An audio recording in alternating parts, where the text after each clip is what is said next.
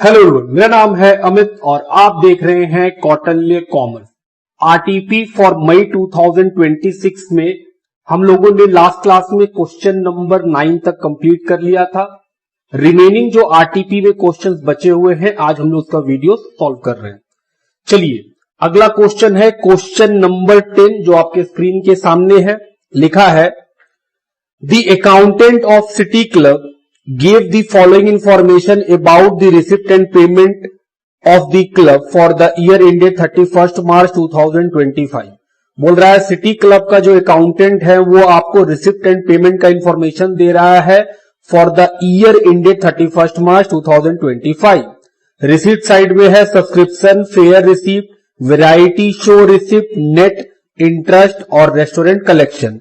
Payment side में है premises, rent, rate and taxes, printing and stationery, sundry expense, wages, fair expense, honorarium to secretary, restaurant purchase, repair, new car bracket में लिखा है less proceed of old car 9000, मतलब पुराना car कितना में बिका है, 9000 में बिका है। तो रिसिप्ट एंड पेमेंट आपको बता दिया। फिर लिखा है the following additional information could be obtain, कुछ और भी एडिशनल इंफॉर्मेशन है जिसमें 2 साल दिए हुए हैं, 1 अप्रैल 2024 और 31 मार्च 2025। कैश इन हैंड शुरू में है 450 और सेकेंड ईयर में है nil. Bank balance as per cash book के हिसाब से बैंक बैलेंस है 24,420 और 10,350। फिर लिखा है cheque issued for sundry expense not presented to the bank, entry has been duly made in the cash book. बोल रहा है चेक इशू किए हैं सन्ड्री एक्सपेंस का, लेकिन वो प्रेजेंट नहीं किया, मतलब वो पैसा लेने नहीं गया, इसका एंट्री कैश बुक में हो चुका है। तो उसके बाद है सब्सक्रिप्शन ड्यू, ओपनिंग क्लोजिंग दिया हुआ है, premises at cost, opening closing दिया हुआ है, provision for depreciation on premises दिया हुआ है, कार का कॉस्ट दिया हुआ है, एक्यूमुलेटेड डेप्रीशिएशन दिया हुआ है कार पर। उसके बाद रेस्टोरेंट का स्टॉक दिया हुआ है, ओपनिंग क्लोजिंग, और क्रेडिटर फॉर रेस्टोरेंट दिया हुआ है, ओपनिंग क्लोजिंग। उसके बाद नीचे इंफॉर्मेशन है another annual honorarium paid to secretary ₹12,000। बोल रहा है सालाना हॉनोरेरियम का पैसा कितना दिया जाता है, 12,000। Depreciation on premises is to be provided at 5% on return down value. बोल रहा है जो प्रीमाइसेस है उसके ऊपर डेप्रीशिएशन लगेगा 5% WDV मेथड से। और लिखा है depreciation on new car is to be provided at 20% और न्यू कार के ऊपर डेप्रीशिएशन लगेगा 20%। You are required to prepare the receipt and payment account and income and expenditure account for the year ended 31 March 2025। बोल रहा है receipt and payment फिर से बना के दिखलाइए, मतलब रिसिप्ट पेमेंट कुछ गलती है, और इनकम एंड एक्सपेंडिचर अकाउंट बना के दिखलाइए। क्या क्वेश्चन में बैलेंस शीट बोला है? नहीं, तो हम लोग बैलेंस शीट बनाएंगे नहीं। बात करते हैं हम लोग इस पूरे क्वेश्चन में फंसने वाला बात क्या क्या है। एक आपको दिक्कत करेगा check issued for sundry expense, वहां पे प्रॉब्लम होगा, और दूसरा आपको डेप्रीशिएशन से रिलेटेड कोई प्रॉब्लम हो सकता है, बाकी कोई खास बात इसके अंदर नहीं है। चलिए शुरू करते हैं। रिसीट एंड पेमेंट पहले बना लेते हैं, उसके बाद हम लोग उसके हेल्प से क्या बनाएंगे, इनकम एंड एक्सपेंडिचर। तो हम लोग जो रिसीट पेमेंट बना रहे हैं वो है करेक्ट रिसिप्ट एंड पेमेंट। सबसे पहले क्या आएगा, सबसे पहले आएगा सर टू बैलेंस BD। ये ओपनिंग है, देखिए ओपनिंग का बताया है कैश इन हैंड, कितने का है कैश इन हैंड 450। और उसके बाद है सर बैंक बैलेंस,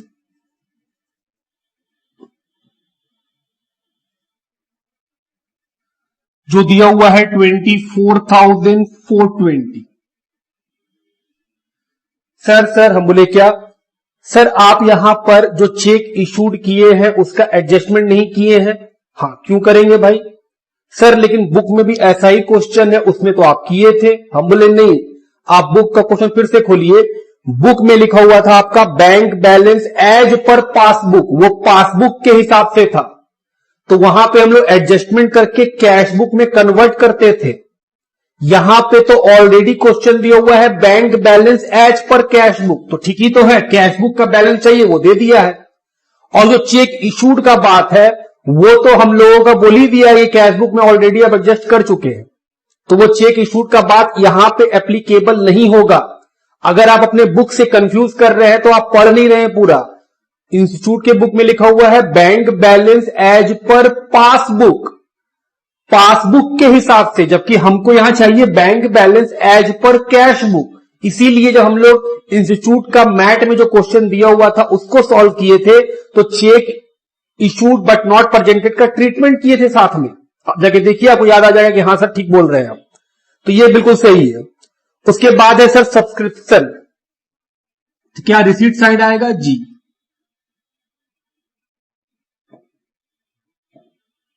कितना रिसीव हुआ है 62,130।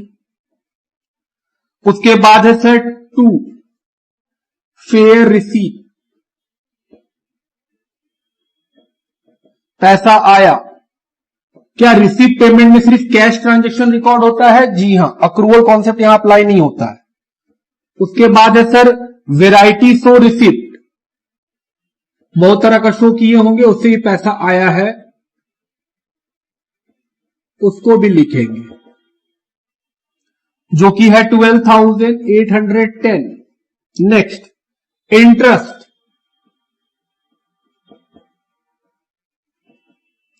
इंटरेस्ट है 690। रेस्टोरेंट का कलेक्शन,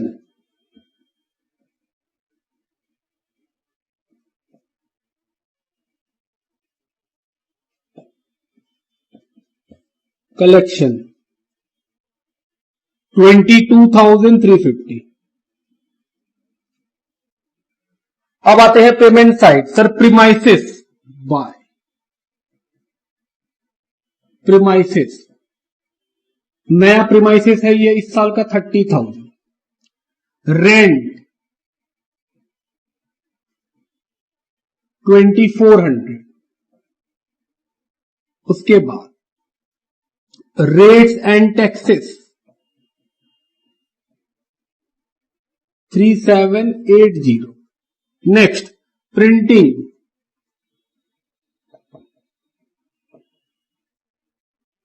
1,410। Sundry expense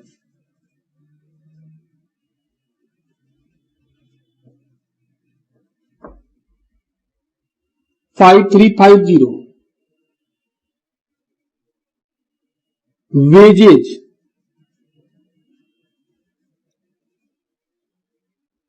2,520। ये बस देख देख के लिख रहे हैं। फिर है फेयर एक्सपेंस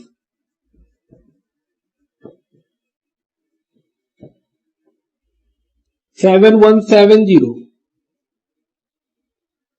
होनोरेरियम का पेमेंट किए हैं, अमाउंट है 11,000, जबकि नीचे में कितना लिखा हुआ है एनुअल पेमेंट होना चाहिए 12, लेकिन हम किए कितना है पेमेंट 11, मतलब 1,000 आउटस्टैंडिंग है। फिर लिखा है रेस्टोरेंट परचेज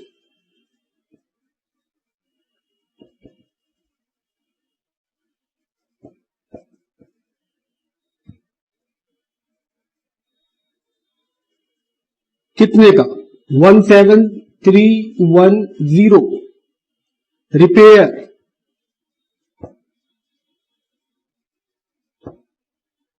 960। फिर लिखा है न्यू कार, उसका अमाउंट नहीं बताया। फिर ब्रैकेट में लिखा हुआ है proceed of old car, proceed मतलब बेच के पैसा आया, सेल ऑफ ओल्ड कार कितने में बेचे हैं 9,000। सर नया कार खरीदे उसका अमाउंट वो देखेंगे हम लोग, बाय न्यू कार। चलिए जब आएगा तो मालूम चलेगा। अब नीचे का इंफॉर्मेशन पढ़िए, वहां से क्या आ सकता है। कैश इन हैंड ले चुके, cash at bank as per cash book, हम बोले सर ये आएगा by balance CD. Cash in hand तो है नहीं, नील,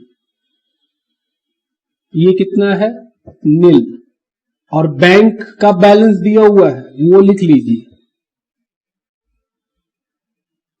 बैंक बैलेंस है सर 10,350।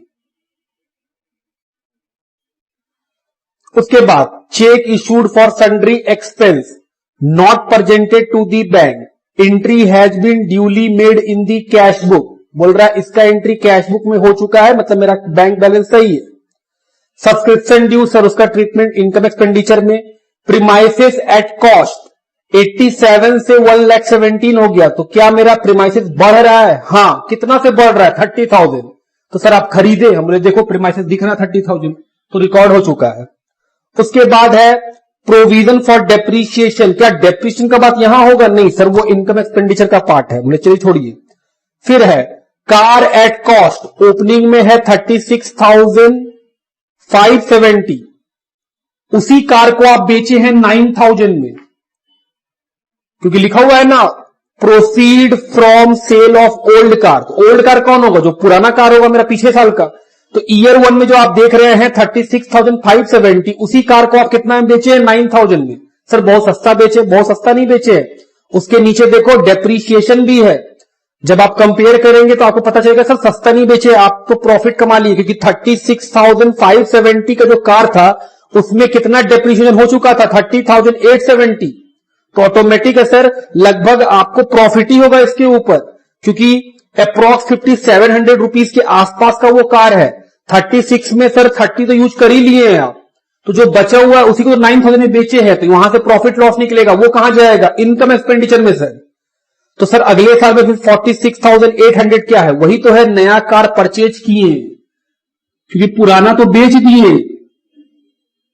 जो आपका ईयर 1 में है, साहब बात समझिए, ईयर 1 में जो कार है वही तो ओल्ड कार है, उसको तो हम बेच दिए। अगर हम उसको बेच दिए हैं तो अगले साल फिर 46,800 का कार कहां से आ गया? सर वही आप नया खरीदे हैं, उसी का वैल्यू लिखना है, जो क्वेश्चन आपको ऊपर में नहीं बताया था। फिर एक्यूमुलेटेड डेप्रिसिएशन, उसका बात हो गया सर। रेस्टोरेंट का स्टॉक ओपनिंग क्लोजिंग, सर वो इनकम एक्सपेंडिचर में ट्रीट होगा। और क्रेडिटर फॉर रेस्टोरेंट, वो भी इनकम एक्सपेंडिचर में ट्रीट होगा।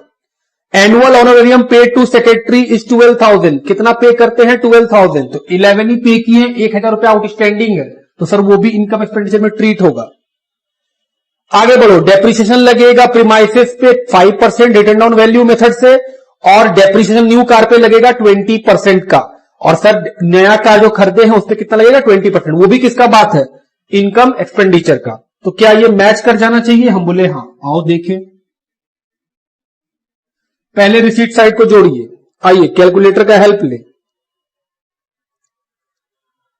450 plus 24,420 plus 62,130 plus 7,200 plus 12,810 plus 690 plus 22,350 plus 9,000, ये आ रहा है 1,39,050 रुपीज। इधर भी चेक करें, 30,000, 2,400, 3,780, 1,410, 5,350, 2,520, 7,170, 11,000, 17,310, 960, 46,800, 10,350। क्या ये मैच कर गया? जी। ये है मेरा करेक्ट रिसिप्ट एंड पेमेंट। क्या हम इसके हेल्प से और इंफॉर्मेशन के हेल्प से अपना ये बनाते थे? जी हां। चलिए शुरू करिए, आ जाइए क्वेश्चन में। अब बोले सर रिसिप्ट पेमेंट ये है अब करेक्ट वाला, और नीचे में जो इंफॉर्मेशन दिया हुआ है उन दोनों के हेल्प से क्या बनाएंगे हम लोग? Income expenditure. चलिए पढ़ते हैं। Balance BD opening balance sheet में जाएगा, वो बनाना नहीं है हमको। सब्सक्रिप्शन, हम बोले सर इसका पैसा इनकम में लिखिए। क्या पैसा इनर कॉलम में आएगा? जी। कितना? 62,130। क्यों लिखे इनर कॉलम में? क्योंकि सर नीचे में सब्सक्रिप्शन का ड्यू दिया हुआ था। अगला आइटम पढ़िए, fare receipt by. Fare receipt कितने का है? 7,200। क्या इससे रिलेटेड कोई एक्सपेंस भी है? हां, तो नेट कर लीजिए। फेयर एक्सपेंस, उसको माइनस कर लीजिए सर हम बोले क्या सर, अगर हम इसको इधर लिख देते कोई दिक्कत नहीं, आप इधर भी लिखिए, ऑटोमेटिक वो नेट हो जाता है, तो टेंशन का बात नहीं है, आप वैसे भी लिख सकते हैं 30। उसके बाद वेराइटी शो रिसीट, क्या ये भी इनकम है? जी।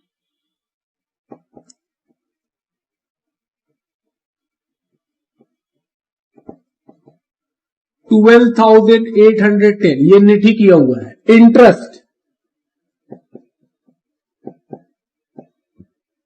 690। Restaurant collection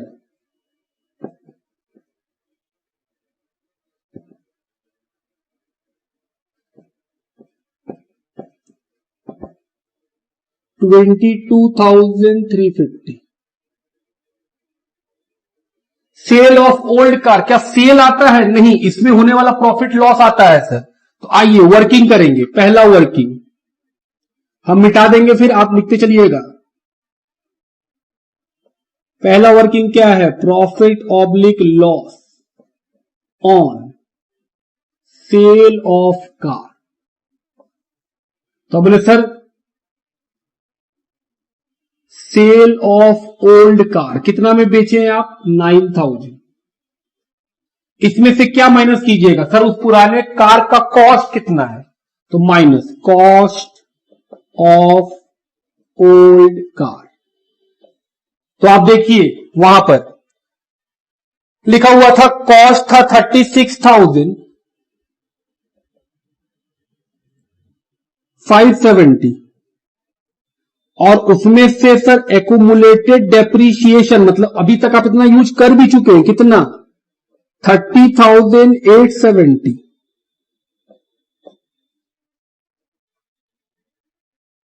36,570 minus 30,870। तो ये कार कितने का था? सिर्फ इतने का सर। तो सर आपको तो प्रॉफिट हो गया। प्रॉफिट ऑन सेल कितने का? 3,300 का सर। तो प्रॉफिट यहां लिखेंगे सर इनकम साइड में, profit on sale of car.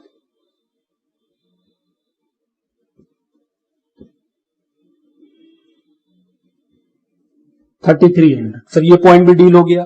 तो रिसीट साइड का सारा आइटम डील। अब आते हैं पेमेंट साइड में। प्रीमाइसेस, क्या प्रीमाइसेस मेरा इनकम एक्सपेंडिचर में आएगा? नहीं सर, इसको मिटा रहे हैं, ये काम हो चुका होगा। वर्किंग नंबर 1 खत्म।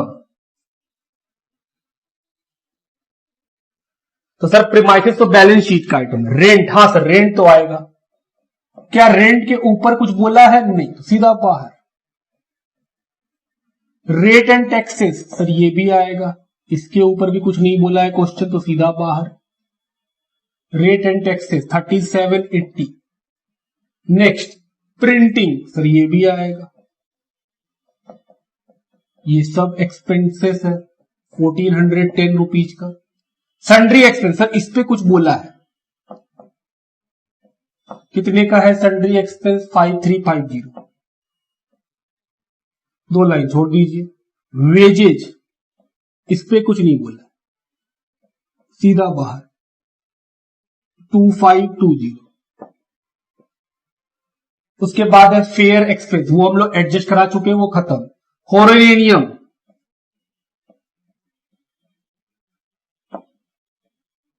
कितना आएगा? 12,000, क्योंकि 11,000 का हम लोग पे किए हैं, लेकिन देना कितना है? 12। तो 1,000 क्या है? आउटस्टैंडिंग। दोनों मिलाया कितना हो जाएगा? 12 आ जाएगा। और 1,000 रुपया जो आउटस्टैंडिंग वो बैलेंस शीट में चला जाएगा। बैलेंस शीट बनाना नहीं है हम लोग को। फिर है सर रेस्टोरेंट का परचेज, इसके हेल्प से क्या निकलेगा? Restaurant consume.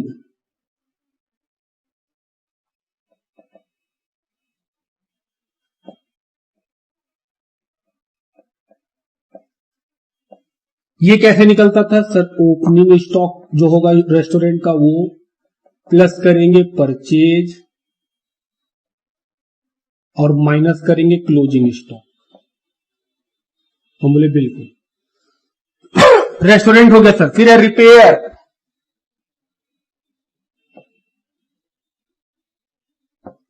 कितने का है? 960।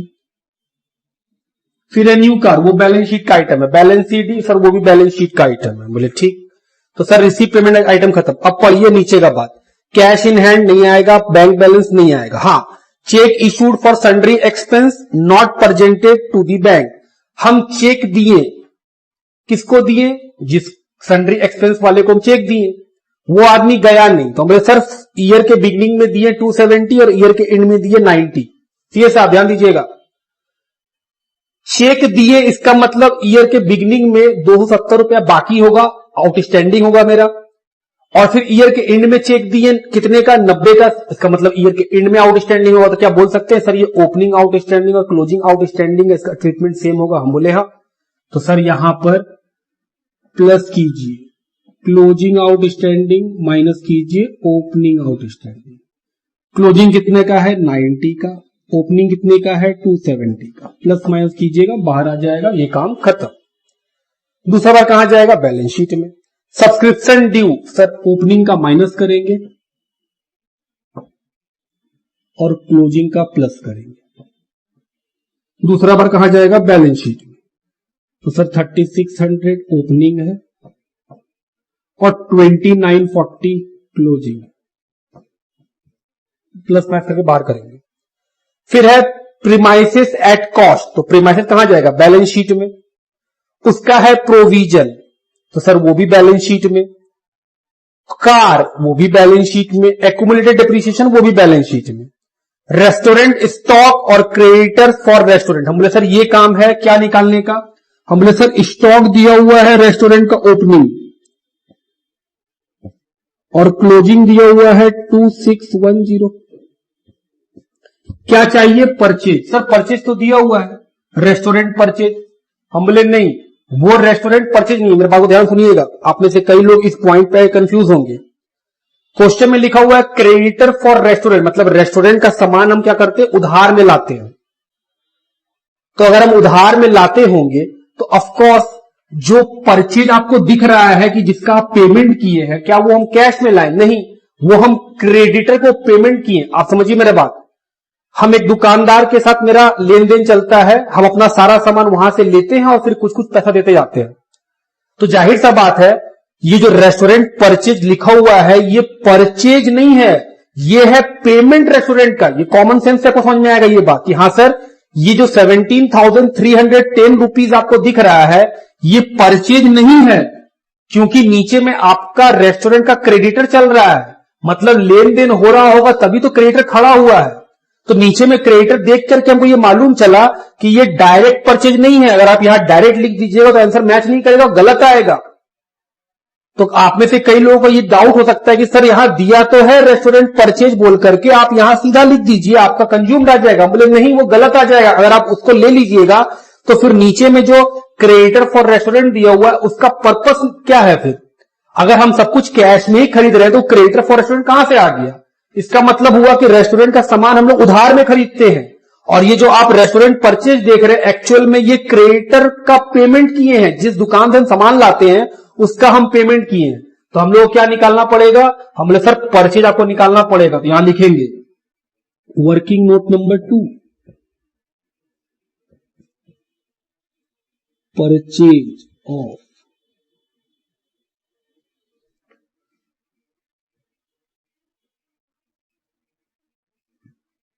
ये कैसे निकालते थे सर, पेमेंट जो करते थे वो लिखते थे, पेमेंट कितने किए हैं, पेमेंट 17,310।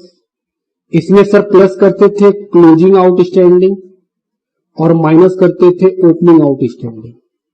देखिए क्रेडिटर का क्लोजिंग और ओपनिंग बताया है, क्लोजिंग है सर 1290 और ओपनिंग है 1770।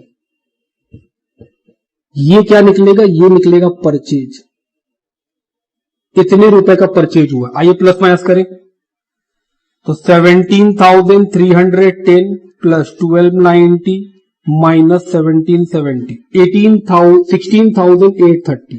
आई होप यहां तक क्लियर है मेरा बात। तो ये हुआ सर 16,830। तो ये एक पॉइंट है जो आपको दिक्कत दे सकता है। वर्किंग नोट नंबर 2 भी लिखिए, वो काम भी खत्म। अब आएंगे हम लोग डेप्रीशिएशन पे। ये हो गया होगा, मिटा रहे हैं इसको।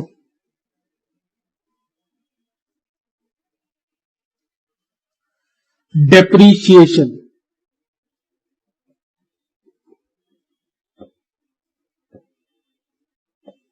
एक तो बोला है कार पे लगेगा, दूसरा बोला है प्रीमाइसेस पे लगेगा।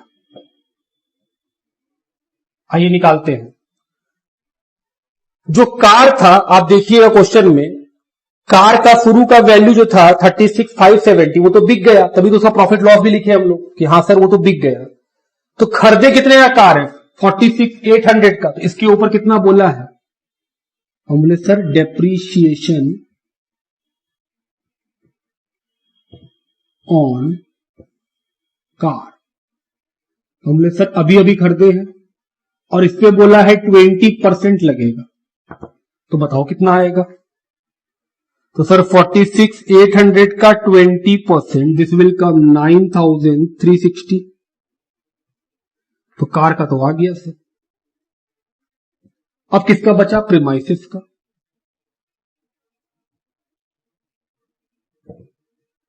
तो बोले सर प्रीमाइसेस खरीदे हैं 30 का। हम बोले हाँ। इसके ऊपर लगेगा 5%, जो आएगा 1500। ठीक। उसके अलावा ये तो अभी अभी खरीदे, तो नया प्रीमाइसेस है, ओल्ड प्रीमाइसेस भी होगा। ये तो आपका न्यू है, ओल्ड प्रीमाइसेस भी होगा क्योंकि प्रीमाइसेस तो बिका नहीं है। तो ओल्ड प्रीमाइसेस कितने का है? हम बोले सर 87,000। हम बोले हाँ 87,000।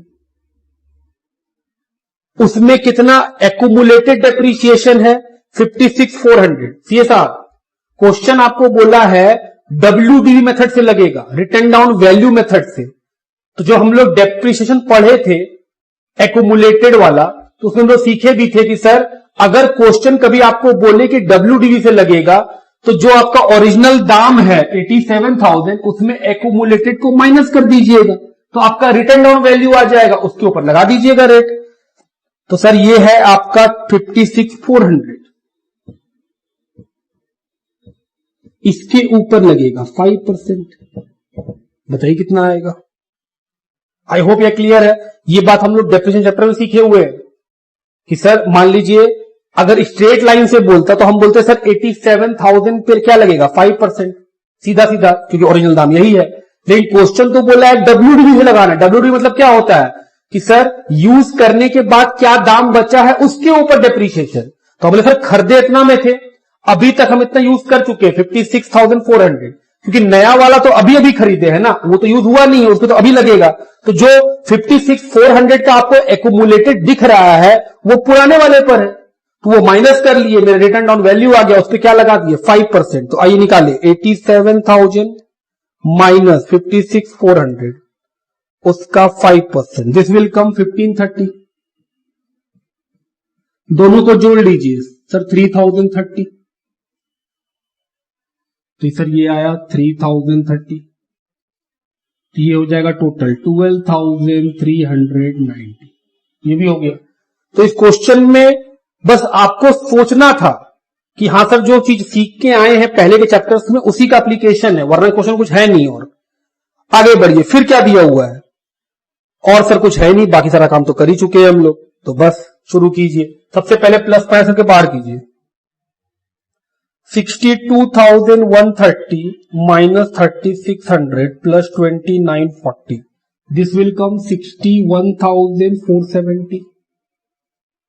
और कुछ है नहीं। इधर देखिए, इधर प्लस माइनस कीजिए।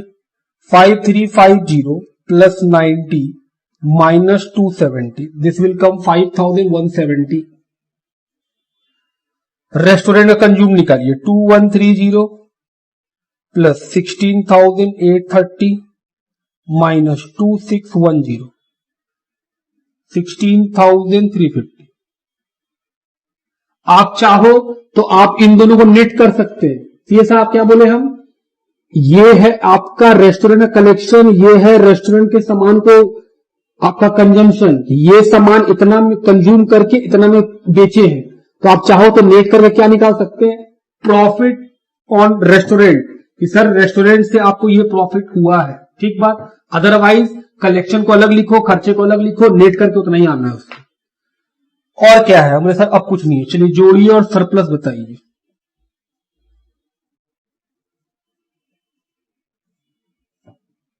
चलिए इसको रब किया जाए। वर्किंग का काम खत्म हो गया है।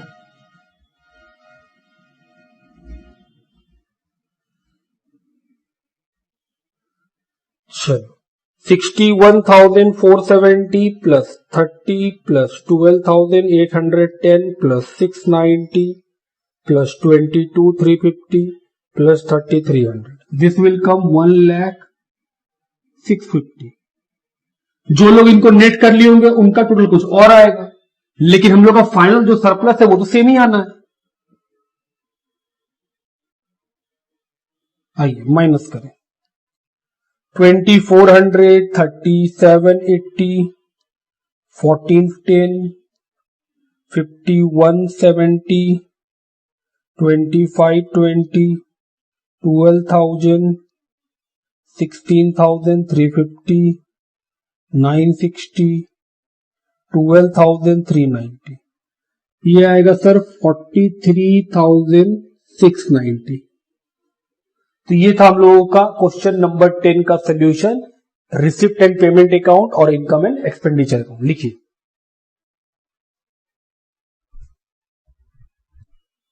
चलिए नेक्स्ट क्वेश्चन तक चलते हैं, जो कि है क्वेश्चन नंबर 11। लिखा है Roshan washing house is owned by Roshan. बोल रहा है रोशन वॉशिंग हाउस जो है वो किसका है? रोशन का है। He kept his books on single entry and provide you with the following information। वो अपना बुक्स को सिंगल एंट्री में रखता है और आपको ये सारे इंफॉर्मेशन प्रोवाइड करता है। ओपनिंग और क्लोजिंग ईयर दिया हुआ है 1 जनवरी 25 और 31 दिसंबर 25। Furniture, stock of raw material, debtor, creditor, prepaid expense, outstanding expense, cash in hand. फिर लिखा है receive from debtor, paid to creditor, cartage, drawing, sundry expense, furniture purchase for cash. Prepare trading PL and balance sheet for the year ended 31st December 2025 after providing for bad debt at 10%. There was considerable amount of cash sale। बोल रहा है trading PL और balance sheet बनाइए, provision बनाना है debtor के ऊपर 10% का, और कैश सेल हुआ है कंसिडरेबल अमाउंट का, मतलब वो आपको अमाउंट नहीं बताया है, वो आपको निकालना होगा। चलिए शुरू करते हैं। ट्रेडिंग पीएल और बैलेंस शीट सोल्यूशन है। वर्किंग क्या क्या बनेगा? हम बोले sir debtor account, creditor account, cash account, और क्योंकि क्वेश्चन में कहीं कैपिटल नहीं बताया है इसलिए क्या बनाना पड़ेगा? ओपनिंग बैलेंस शीट बनाना पड़ेगा to find out capital. Start किया जाए। सबसे पहला आइटम है सर फर्नीचर ओपनिंग क्लोजिंग। तो फर्नीचर ओपनिंग का ओपनिंग बैलेंस शीट में और क्लोजिंग का क्लोजिंग बैलेंस शीट में। तो फर्नीचर 50 था, 60 हो गया, मतलब 10 का फर्नीचर खरीदा गया है। हम बोले हाँ सर 10 का खरीदा गया है। तो आप देखिएगा नीचे लिखा हुआ भी है कि 10,000 का फर्नीचर खरीदे हैं। वो बात नहीं भी लिखता तब भी आपको मालूम चल जाता। तो सर खरीदे तो पैसा गया, पैसा कम कर लिए। सेकेंड आइटम है stock of raw material opening closing. तो हम बोले सर ओपनिंग स्टॉक, और फिर यहां चला जाएगा ओपनिंग स्टॉक कितना? 30,000। उसके बाद है closing stock,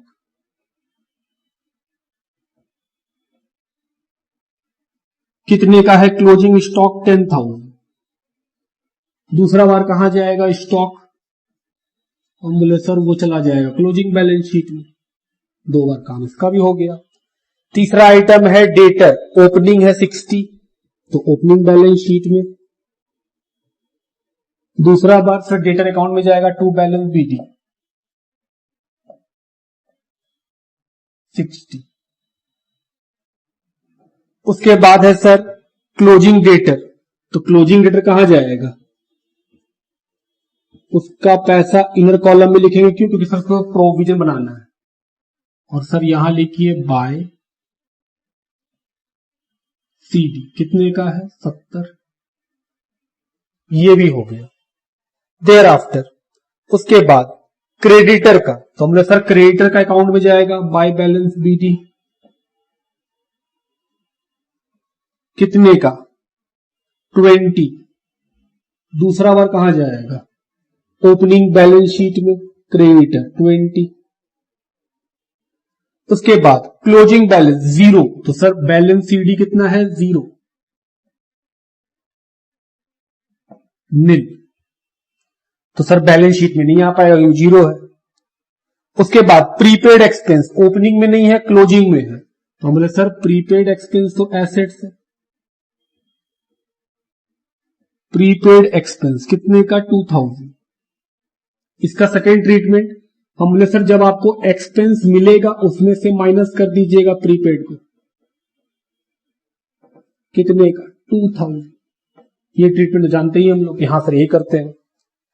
outstanding expense opening का, तो ओपनिंग बैलेंस शीट में जाएगा, कितना है 6000। दूसरा बार क्या होगा सर, ओपनिंग आउटस्टैंडिंग तो माइनस होगा,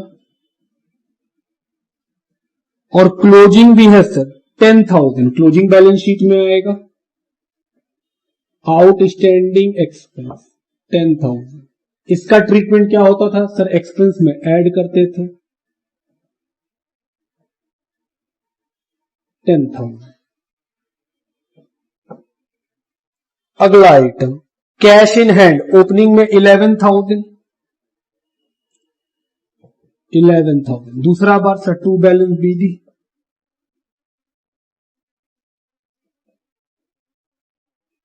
फिर सर क्लोजिंग का भी दिया हुआ है तो क्लोजिंग का भी लिखेंगे। कैश कितने का 3,000, दूसरा बार बाय बैलेंस सीटी 3,000।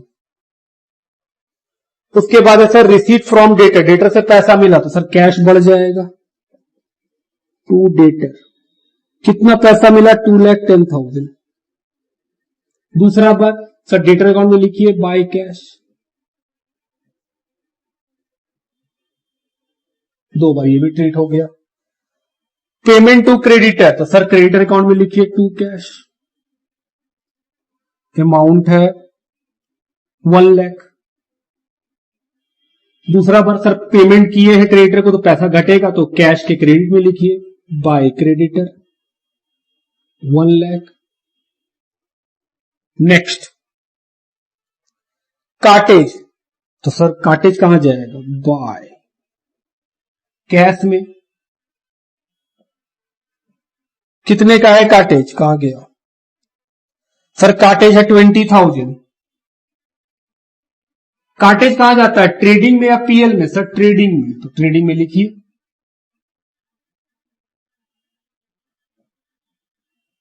20,000 क्योंकि ये डायरेक्ट एक्सपेंस है। नेक्स्ट ड्राइंग, सर पैसा फिर गया बाय ड्राइंग, कितने का सर, ड्राइंग है 1,20,000 का। दूसरा बार सर कैपिटल से माइनस होगा, क्लोजिंग बैलेंस शीट में 1,20,000। नेक्स्ट सन्ड्री एक्सपेंस, सर पैसा फिर गया, सन्ड्री एक्सपेंस कितने का 1,60,000, ये कहां जाएगा पीएल में, तो सर यहां लिखिए सन्ड्री एक्सपेंस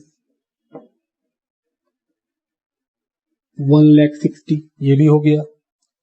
उसके बाद है फर्नीचर परचेज फॉर कैश, वो ऑलरेडी लिख चुके हैं सर, बस खत्म। अब नीचे आइए, बोल रहा है डेटर के ऊपर 10% का प्रोविजन बनेगा, तो सर डेटर पे प्रोविजन माइनस कर लीजिए बैलेंस शीट में 7,000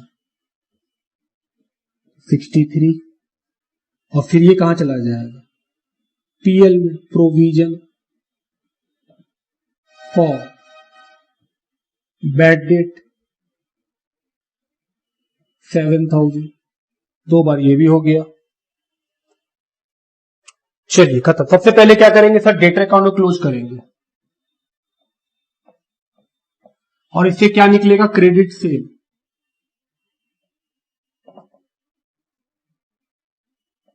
बैलेंसिंग फिगर, तो 2,80,000 2,80,000, तो सर क्रेडिट सेल आएगा 2,20,000 का। ये सेल कहां जाएगा सर, यहां ट्रेडिंग में बाय सेल, क्रेडिट में है 2,20,000, कुछ कैश में भी होगा,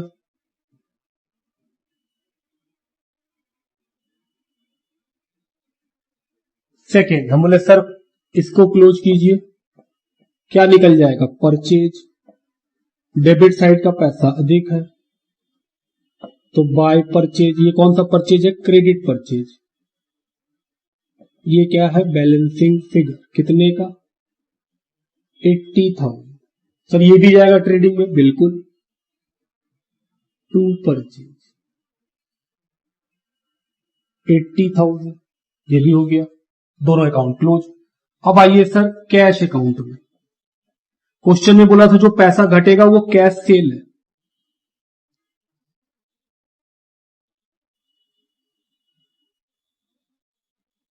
ये कौन सा सेल है, कैश। जोड़िए तो सर 10 और 1 लाख, 1,30,000 और 1,20,000, 2,50,000 तो ऐसे ही हो गया, प्लस 1,60,000 प्लस 3,000, 4,13,000।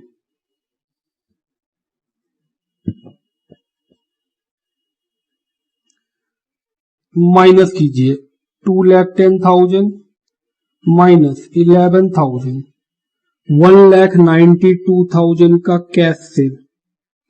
ये भी कहां चला जाएगा, ट्रेडिंग अकाउंट में, कैश में भी सेल हुआ है। 1,92,000 जोड़ के बाहर कीजिए तो ये हो जाएगा सर 4,12,000।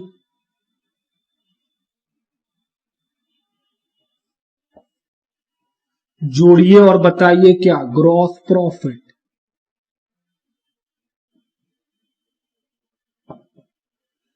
चलो तो ये हो जाएगा सर 4,22,000 माइनस कीजिए 4,22,000 माइनस 30 और 80, 1,10,000 माइनस काटेज का 20,000, 2,92,000। ग्रॉस प्रॉफिट को पीएल में ट्रांसफर कीजिए, 2,92,000। अब आएगा नेट प्रॉफिट, 2,92,000। चलिए ये प्लस माइनस करेंगे, 1,60,000 माइनस 2 और 6, 8,000 प्लस 10,000, 1,62,000 प्लस 7,000, 1,69,000, उसमें से माइनस करना है 292, 1,23,000। ये हुआ नेट प्रॉफिट। सर इसको यहां जोड़ दीजिए, नेट प्रॉफिट 1,23,000। क्या नहीं मालूम है, capital. Sir opening balance sheet को बैलेंस कीजिए, आपको बैलेंसिंग फिगर से क्या मिल जाएगा, कैपिटल। आइए जोड़े, 50 और 30, 80,000 प्लस 60,000 प्लस 11,000, 1,51,000।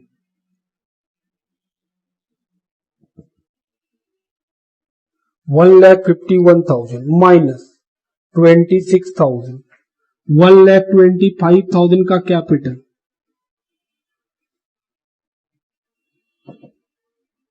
प्लस माइनस कीजिए 1,28,000 बाहर,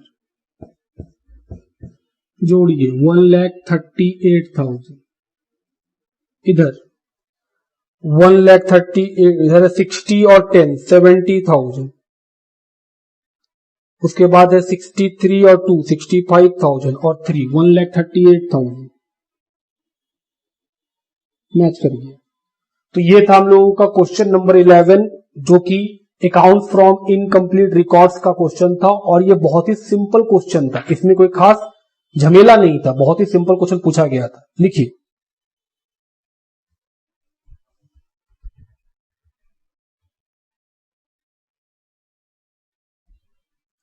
चलिए क्वेश्चन नंबर 12 की ओर बढ़ते हैं।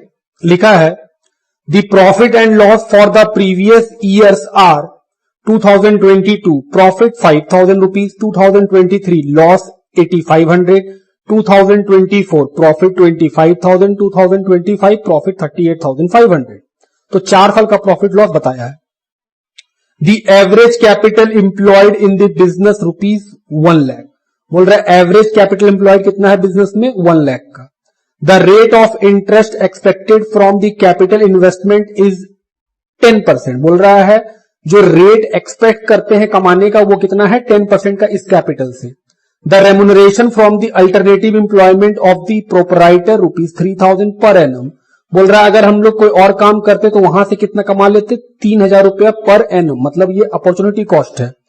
Calculate the value of goodwill on the basis of 3 year purchase of super profit based on the average of 2 years. थोड़ा सा करेक्शन कीजिएगा, लास्ट लाइन जो लिखा हुआ है calculate the value of goodwill on the basis of 3 year purchase of super profit based on the average of 4 years. जो आपको profit लेना है वो 4 साल का लेना है, तो वहां 2 ईयर्स नहीं होगा, वहां 4 ईयर्स होगा।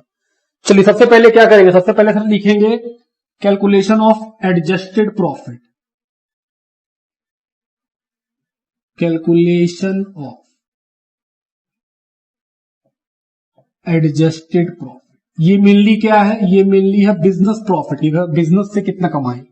4 साल दिया हुआ है 2022, 2023, 2024 और 2025। प्रॉफिट ऑब्लिक लॉस, पहले साल में प्रॉफिट है कितने का 5000, दूसरे साल में लॉस है 8500, उसको हम लोग किसमें लिखेंगे ब्रैकेट में। 24 में प्रॉफिट है 25000 का और 25 में प्रॉफिट है 38500 का। फिर नीचे में लिखा हुआ है कि सर अगर कोई और काम किए होते तो रेम्यूनरेशन मिलता 3000 का, तो हमने सर वो माइनस हो जाएगा। रेम्यूनरेशन, अगर हम लोग बिजनेस नहीं करके कहीं नौकरी करते तो 3-3000 रुपया का क्या मिलता आपको रेम्यूनरेशन, तो वो भी तो एक तरह का लॉस हो रहा है आपको। ये है आपका नॉर्मल प्रॉफिट या एडजस्टेड प्रॉफिट कि सर ये आपका बिजनेस कमा लेता 2000, 11,500 नेगेटिव में 22,000 और 35,500। अब क्या निकाल सकते हैं एवरेज प्रॉफिट।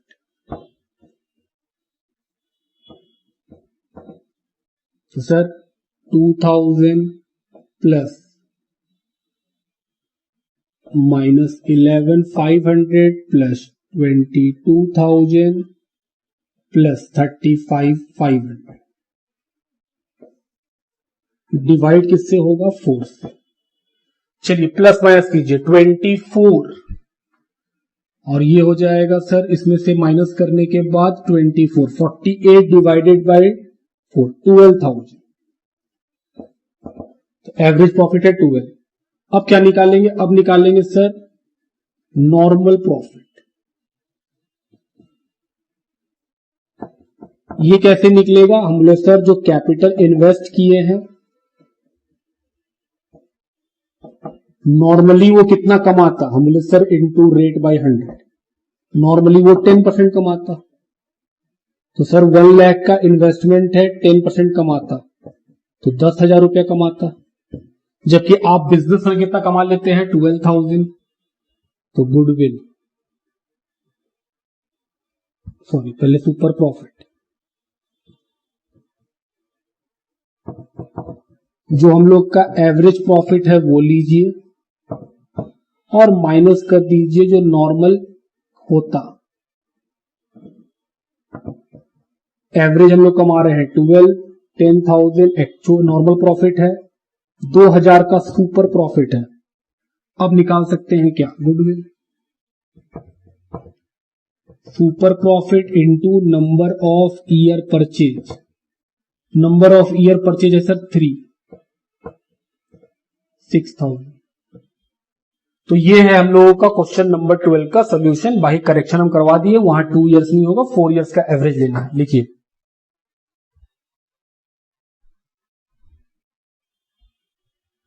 चलिए नेक्स्ट क्वेश्चन चलें जो कि है क्वेश्चन नंबर 13। लिखा है A, B and C who were sharing profit in the ratio of 3:2:1 decided to dissolve the firm on 31 March 2025। ABC partner है जो प्रॉफिट बांटते हैं 3:1 में, उन्होंने अपने फर्म को डिसॉल्व करने का तय किया है 31 मार्च 2025 को। When their balance sheet was as follows, उस दिन का बैलेंस शीट दिया हुआ है। लाइबिलिटी साइड में है कैपिटल एबीसी का और क्रेडिटर है, टोटल है 4,56,000। एसेट साइड में है building, machine, tools, cars, debtor, stock और bank, total 4,56,000। Following transaction took place at the time of dissolution. Assets realise, बोल रहा है एसेट्स बिक गया, tool, machine, building, car, goodwill और डेटर, ये सारा बेच के पैसा आया। Number A, creditor accepted stock in settlement of their dues. Creditor क्या ले लिया, स्टॉक ले लिया और वो मान गया, तो सर इसका कोई एंट्री नहीं करना होगा, ये ऐसे ही खत्म हो जाएगा। Number B, there was an unrecorded assets valued 4,500 which were taken over by A. A क्या किया, एक अनरिकॉर्डेड एसेट्स को 4,500 रुपीज में ले गया। Number C, there was an old furniture which had been written off from the books. B agreed to take it at ₹12,000। बोल रहा है पुराना फर्नीचर है जो बुक से हटा चुके हैं, बी उसको 12,000 में ले जाने तैयार हो गया। Number D, firm had to pay 12,000 for outstanding salary which not provided earlier. Firm को 12,000 का सैलरी पे करना पड़ेगा आउटस्टैंडिंग, जो पहले प्रोवाइड नहीं किया हुआ है। Prepare realisation account, partner capital account और बैंक अकाउंट। बहुत ही सिंपल सा क्वेश्चन है सर, ये तो क्लास 12 का स्टूडेंट को दीजिएगा, वो भी सॉल्व कर देगा। हम लोग कैसे बनाते थे सर, पहले हम लोग फॉर्मूला बना लेते हैं, उसके बाद क्वेश्चन को सीरियल से पढ़ते चलते हैं और जो जैसे जो बोलता है बस लिखते जाते हैं। जैसे लाइबिलिटी साइड में कैपिटल कहां जाएगा, कैपिटल अकाउंट में सर, बाय बैलेंस बीडी। ए का है सर 1,80,000, बी का है 1,35,000 और सी का है 90। उसके बाद है क्रेडिटर, कहां जाएगा, रियलाइजेशन अकाउंट में क्रेडिट साइड, बाय क्रेडिटर, कितने का है 51,000। एसेट साइड में आ जाइए, बिल्डिंग, रियलाइजेशन अकाउंट में बिल्डिंग 1,50,000, जिस वैल्यू में है उसी वैल्यू में। मशीन, मशीनरी कितने का है 90,000। टूल्स 12,000। कार 18,000। डेटर 93,000। स्टॉक 55,500 और बैंक, सर वो बैंक अकाउंट में जाएगा, to balance BD 37,500। Balance sheet का काम खत्म। ये करने से क्या हुआ, आपका एसेट्स और लायबिलिटीज खत्म हो गया। अब आइए नीचे, एसेट्स बिके तो sir by bank, realisation account में लिखेंगे बाय बैंक। क्या क्या बिक रहा है, tools, machinery, building, car, goodwill और डेटर। लिखिए अमाउंट 7,500, 1,23,000, 1,26,000, 37,500, गुडविल 90,000, डेटर 88,500। दूसरा बार कहां जाएगा सर, बैंक अकाउंट में लिखेंगे टू रियलाइजेशन, वही सारा नाम यहां भी लिखेंगे, tools, machinery, building, car, goodwill और डेटर। पैसा लिख दीजिए 7,500, 1,23,000, 1,26,000, 37,500, 90,000 और 88,500। दो बार हो गया सर। उसके बाद फिर लिखा है point number A, creditor accept stock in settlement of their dues. Creditor क्या बोल रहा है, हमको स्टॉक दे दो, हम मान जाएंगे। क्या इसका कोई एंट्री होगा, नहीं। क्यों नहीं होगा, क्योंकि सर क्रेडिटर आप अपने बुक्स में क्लोज कर चुके हैं और स्टॉक भी क्लोज कर चुके हैं, दोनों ही चीज मेरे बुक्स में अवेलेबल नहीं है। अगर इन दोनों को आपस में सेटअप कराएंगे तो मेरे बुक में कोई भी एंट्री जनरेट नहीं हो पाएगा। सर ये तो नहीं होगा। नंबर बी बोल रहा है एक अनरिकॉर्डेड एसेट्स को ए ले गया, तो सर यहां लिखिए बाय ए कैपिटल कितने में ले गया 4500। दूसरा बार सर कैपिटल अकाउंट में लिखिए टू रियलाइजेशन ए कितने में ले गया 4500। पॉइंट नंबर सी बोल रहा है बी जो है वो 12,000 में एक अनरिकॉर्डेड पुराना फर्नीचर जो राइट ऑफ हो गया तो उसको ले गया, तो बाय बी कैपिटल 12,000। ये भी कहां जाएगा टू रियलाइजेशन के नाम से 12,000। नेक्स्ट बोल रहा है फर्म जो है वो पे करेगा 12,000 रुपीज का आउटस्टैंडिंग सैलरी पे करेगा सर टू बैंक। ये क्या है आउटस्टैंडिंग सैलरी का पेमेंट 12,000। दूसरा बार बैंक में लिखेंगे सर बाय रियलाइजेशन किस नाम से, सर ये मेनली आउटस्टैंडिंग सैलरी है उसका पेमेंट होगा 12,000। देयर आफ्टर और कुछ है नहीं, खत्म। चलिए जोड़िए और बताइए प्रॉफिट लॉस। आइए जोड़ा जाए, कैलकुलेटर का हेल्प ले। तो सर इधर है 51,000 plus 7,500 plus 123,000 plus 126,000 plus 37,500 plus 90,000 plus 88,500 plus 4,500 plus 12,000 5,40,000 इधर आ रहा है। इधर भी चेक कर लेते हैं 1,50,000 और 90 2,40,000 12 और 18 30,000 93,000 उसके बाद 55,500 और 12,000। सर प्रॉफिट होगा 1,09,500 का to partner capital A B और सी को।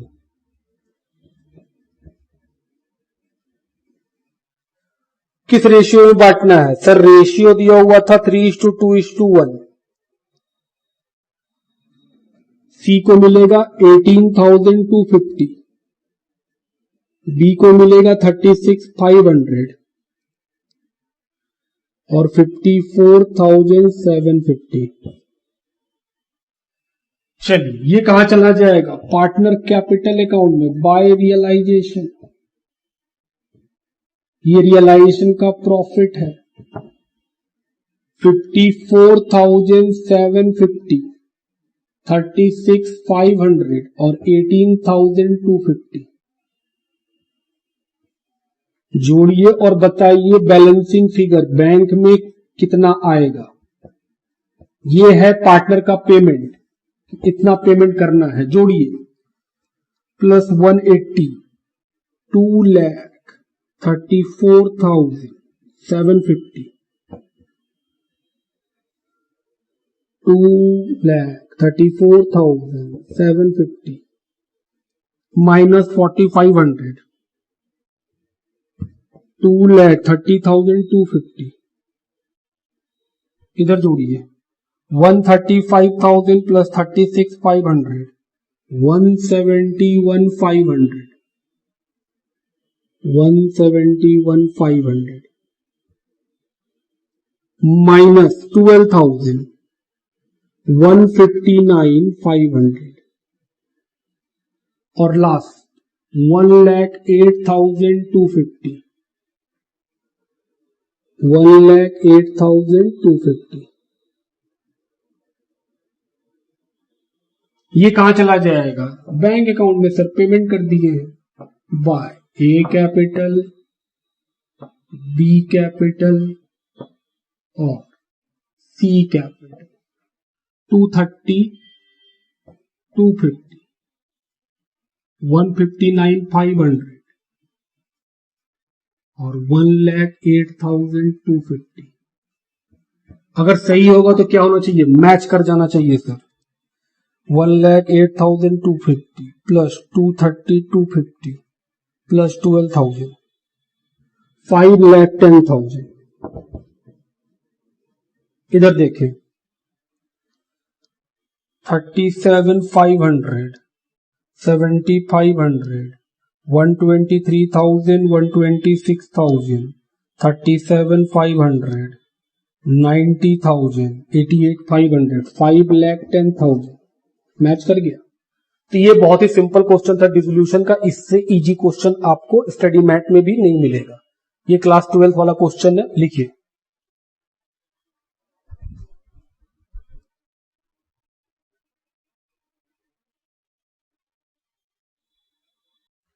चलिए नेक्स्ट क्वेश्चन पढ़ते हैं, जो कि है क्वेश्चन नंबर 14 का ए। लिखा है give necessary journal entry for the forfeiture and re issue of share. बोल रहा फॉरफीचर और री इशू से रिलेटेड आपको एंट्री करना है। Number 1, A limited forfeited 3,000 share of ₹10 each fully called up. बोल रहा ए लिमिटेड ने 3,000 शेयर को फॉरफिट किया है, 10 रुपए वाला, फुल्ली कॉल्ड अप है। Held by Ramesh for non payment of allotment money of ₹3 per share and final call of ₹4 पर शेयर। बोल रहा है किस लिए फॉरफिट हुआ है, क्योंकि अलॉटमेंट का 3 और फाइनल कॉल का 4 रुपया वो नहीं भेजा, मतलब 7 रुपया नहीं दिया। He paid the application money of ₹3 per share, वो सिर्फ 3 रुपए का एप्लीकेशन का पैसा दिया है। दीज शेयर्स वेयर री इशूड टू महेश फॉर ₹8 पर शेयर। बोल रहा है इन शेयर्स को वापस री इशू कितने में कर दिए हैं, ₹8 है, मतलब 2 रुपए के डिस्काउंट में री इशू हुआ है। तो सर पहला फॉरफिट करने का एंट्री क्या होगा, पहला नाम बना रहे हैं हम लोग। बोले सर पहला एंट्री होगा शेयर कैपिटल या equity share capital account debit. ये इक्विटी शेयर ही फॉरफिट हो रहा है। कितना, बोले sir 3,000 into 10 30,000। 2 share for feature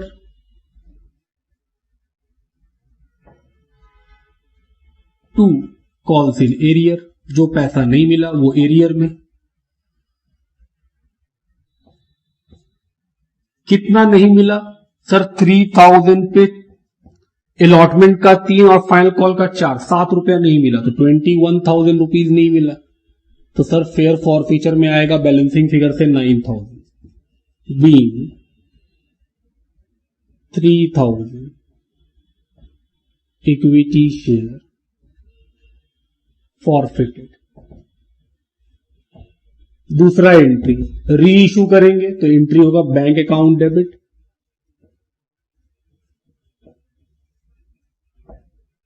जो डिस्काउंट दिए उसके लिए क्या लिखेंगे, share forfeiture debit. 2 equity share capital.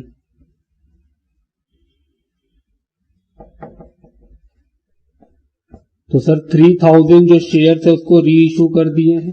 Original दाम कितना है, 10 रुपया करके।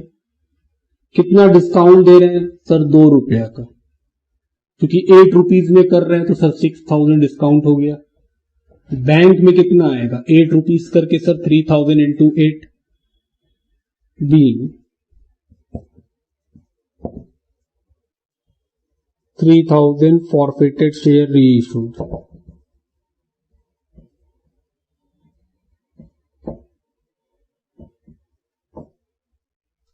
तीसरा, अब सर फेयर फॉर फीचर को ट्रांसफर कर दीजिए।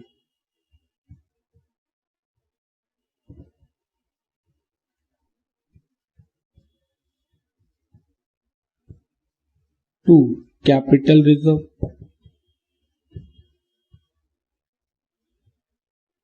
बी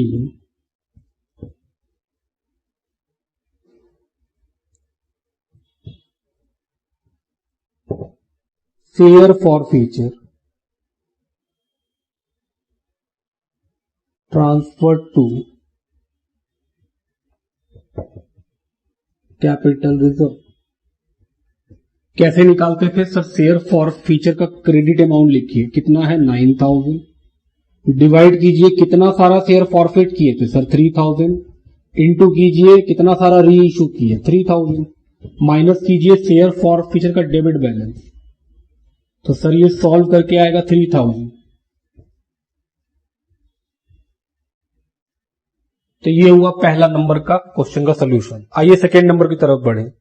लिखा है A limited forfeited 2000 shares of ₹10 each ₹7 called up. बोल रहा है ए लिमिटेड ने 2000 शेयर फॉरफिट किए हैं 10 रुपए वाले, जिसमें सिर्फ 7 ही कॉल हुआ था, मतलब 3 रुपए कॉल किया ही नहीं गया। On which Naresh has paid application and allotment money of ₹5। 7 रुपए का जो कॉल हुआ था उसमें से 5 रुपया नरेश दे चुका है, मतलब कितना नहीं दिया, 2 रुपया। जब वो 2 रुपया नहीं दे पाया तभी उसका शेयर फॉरफिट कर लिया गया। Out of these 1500 shares were reissued to Mahesh as fully paid up for ₹6 per share. बोल रहा है इसमें से 1500 शेयर्स दोबारा हम लोग री इश्यू कर दिए महेश को 6 रुपया में और दाम रखे 10 रुपया। तो जब री इश्यू किए तो सर 6 रुपया में री इश्यू किए और 10 रुपया दाम रखे हैं शेयर का, मतलब 4 रुपया डिस्काउंट में दिए। हम बोले हाँ। चलिए शुरू कीजिए। पहला entry equity share capital debit. Sir हम सिर्फ शेयर कैपिटल लिखेंगे तो भी चलेगा? बोले हाँ बिल्कुल चलेगा। कितना सारा शेयर? 2000। कितना कॉल किए हैं? 7, तो sir 14,000। 2 share for feature, 2 calls in area.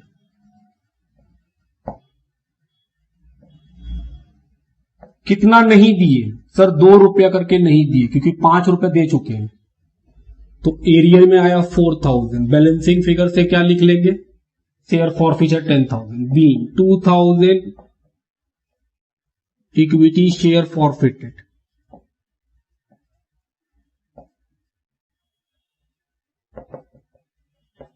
दूसरा एंट्री री इशू करने का, इसमें से 1500 शेयर्स को री इशू कर दिए 6 रुपया में। सर इंटू 6 कितना आएगा? 9000। 4 रुपया डिस्काउंट दिए, उसके लिए क्या लिखेंगे? Share forfeiture debit.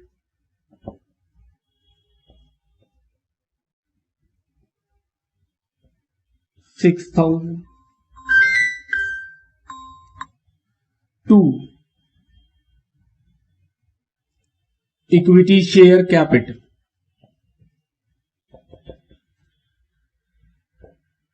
15,000 being 1500 equity share री issue.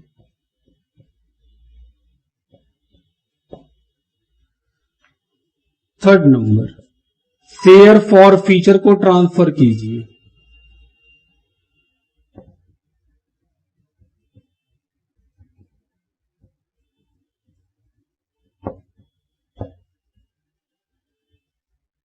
Being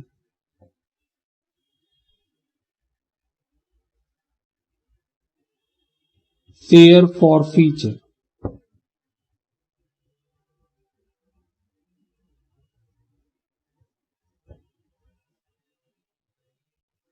to capital reserve. इसका पैसे कैसे निकालेंगे? सर वही rule, share forfeiture credit amount 10,000 divided by number of share forfeited 2000, number of share reissue 1500 minus share forfeiture debit amount. बताइए कितना आएगा? Sir ये आएगा 1500। इसको सॉल्व कीजिए, कितना आएगा? 1500। तो लिख लीजिए, तो 2 हो गया। थर्ड नंबर, आइए पहले यहां तक लिखिए फिर थर्ड नंबर तरफ बढ़ेंगे।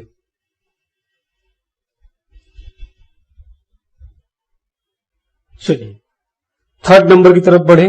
लिखा है A limited forfeited 1000 share of ₹10 each ₹6 called up. A limited जो है वो 1000 शेयर फॉरफिट कर रहा है जिसका फेस वैल्यू है 10 रुपीज और उसमें कॉल कितना हुआ है? सिर्फ 6 रुपीज तक। Issued at a discount of 10% to Dimple. बोल रहा है ये जो शेयर फॉरफिट कर रहे हैं वो डिम्पल को इशू किए थे 10% के डिस्काउंट में। हालांकि डिस्काउंट का क्वेश्चन अब होता नहीं है, ये पहले कभी हुआ करता था, पता नहीं क्यों इस क्वेश्चन को यहां इंक्लूड क्यों किया गया है, क्योंकि डिस्काउंट में तो शेयर बेचना अलाउड है ही नहीं। तो ये क्वेश्चन जो है वो डिस्काउंट वाला है जो पुराने जमाने में हुआ करता था, लेकिन ठीक है अब है तो है। तो सर 10% का डिस्काउंट मतलब 10 रुपए का फेस वैल्यू है, उसका 10% 1 रुपए का डिस्काउंट है, मतलब कंपनी अपना शेयर 9 रुपया में इशू किया होगा। ऑन विच सी पेड ₹2 पर शेयर, उसमें वो कितना पे की है, 2 रुपया। तो बोले सर 6 रुपया कॉल हुआ है, उसमें सिर्फ 2 ही रुपया का वो क्या की है, पेमेंट की है, मतलब 4 का वो पेमेंट नहीं की है। हम बोले हाँ। Out of these 800 shares were री इशूड टू ईसा एट ₹8 पर share and called up for ₹6 per share. बोल रहा है इसमें से 800 शेयर जो है वो री इशू कर दिए ईशा को ₹8 में, जिसका कॉल्ड अप कितना रखे हैं, सिर्फ 6 रुपया। तो हम बोले सर 6 रुपया उसका कॉल्ड अप है और 8 रुपया उसका इशू, मतलब 2 रुपया का डिस्काउंट में आप इसको री इशू किए। हम बोले बिल्कुल। आइए समझिएगा, फॉरफिट करने जाएंगे तो पहला एंट्री क्या करेंगे कि sir equity share capital account debit,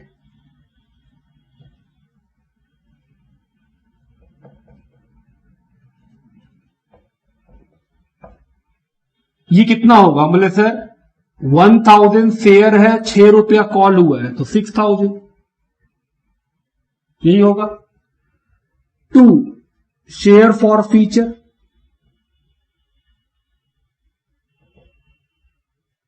2 calls in arrear, 2 share discount. Share discount sir ये क्रेडिट क्यों होगा, हम अभी बताते हैं दोस्त, सोचिएगा सुनिएगा। डिंपल को हम 1000 शेयर बेचे और उसको क्या बोले कि हम तुमको 10% डिस्काउंट देंगे, फेस वैल्यू है 10 रुपया। तो हम बोले सर फेस वैल्यू अगर 10 रुपया है, उसका 10% निकालेंगे मतलब 1 रुपया का डिस्काउंट देंगे डिंपल को। हम बोले बिल्कुल। तो जब हम उसको 1 रुपया का डिस्काउंट देंगे तो इश्यू करने के समय जब एंट्री किए होंगे तो हम डिंपल को जब शेयर दे रहे होंगे उस समय हम शेयर डिस्काउंट का लॉस का एंट्री डेबिट कर दिए होंगे। आप सोचिएगा, अलॉटमेंट का एंट्री जब होता है तो equity share allotment account debit, हम क्योंकि डिस्काउंट दे रहे हैं तो सर डिस्काउंट को भी डेबिट कर दिए होंगे। हम बोले हाँ बिल्कुल, डिस्काउंट को भी डेबिट कर दिए होंगे। लेकिन ये शेयर तो हम उसका वापस ले लिए, जब इशू किए थे तब हम डिस्काउंट को डेबिट करके लॉस बुक कर लिए थे। सीए साहब आप चार्टर्ड अकाउंटेंट है, हम बोल रहे हैं जब इशू कर रहे थे तब हम बोले कि भाई 1 रुपया इसको डिस्काउंट दिए हैं, हमको लॉस होगा, हम लॉस को डेबिट किए हैं, क्या गलत किए? नहीं, इशू के समय हम सही किए। लेकिन बाद में हम उसी शेयर को जिसको हम उसको डिस्काउंट पे दिए थे हम उसको वापस ले लिए। तो क्या सीए साहब कंपनी को कोई लॉस हुआ? नहीं, कोई लॉस नहीं हुआ सर। तो जो हम डेबिट किए थे जब वो लॉस हमको हुआ ही नहीं है तो वो लॉस कैंसिल करना पड़ेगा हमको, इसीलिए ये क्या हुआ है, क्रेडिट। तो हम बोले सर वो लॉस हुआ ही नहीं आपको, तो हम बोले बिल्कुल। तो सर 1000 रुपया आएगा डिस्काउंट में। आई होप आप समझ रहे हैं, आप मेरा बात समझ रहे हैं। हम क्या बोल रहे हैं, हम बोल रहे हैं कि जब हम लोग शेयर को बेचते हैं इशू करने के समय हम इस डिस्काउंट को डेबिट किए होंगे, इसमें तो कोई डाउट होना नहीं चाहिए आपको कि हाँ सर जब कंपनी डिस्काउंट में शेयर देगी तो देने के समय तो वो डिस्काउंट को रिकॉर्ड कर ली होगी कि भाई नुकसान हो गया है 1 रुपया करके हमको, लेकिन हम वही शेयर वापस ले लिए, हम बेचे ही नहीं। तो बिना बेचे आपको लॉस कैसे हो सकता है? तो जो उस समय इशू के समय जो लॉस हम डेबिट किए थे हम उसका कैंसिलेशन किए हैं आज। हम बोले कोई लॉस नहीं हुआ है, डिंपल का शेयर तो वापस ही ले लिए, तो लॉस किस बात का?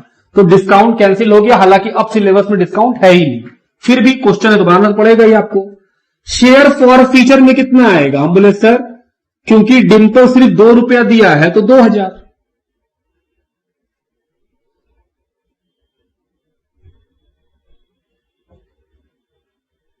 और एरियर में कितना आएगा? हम बोले सर 3 रुपया करके एरियर, क्योंकि 6 रुपया में 2 रुपया तो मिला है, 1 रुपया का डिस्काउंट है, 3 ही रुपया का एरियर होगा। B 1000 equity share forfeited. दूसरा एंट्री बेचना है, कितना में बेचना है?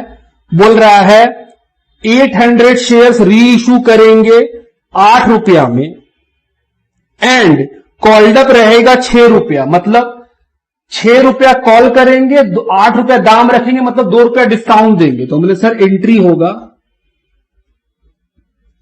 Bank account debit 800 into 6 4800। दाम कितना रखा है कंपनी 8, अभी मांगा है सिर्फ 6, तो सर 2 रुपए डिस्काउंट दिया है। बोले हाँ 2 रुपए डिस्काउंट चल रहा है। तो हम बोले सर जो डिस्काउंट चल रहा है उसका नाम शेयर फॉरफीचर होता है। हम बोले बिल्कुल सही, लेकिन आप सोचिए क्या हम जिस शेयर को दोबारा री इशू कर रहे हैं ये वही शेयर है जो हम ओरिजिनल टाइम में डिस्काउंट में इशू किए थे? जी। तो उसके पन्ने में तो 1 रुपया डिस्काउंट चल ही रहा था। हम बोले सर अब डिस्काउंट बुक कर लीजिए, दोबारा बेचने में नुकसान हुआ तो शेयर डिस्काउंट डेबिट।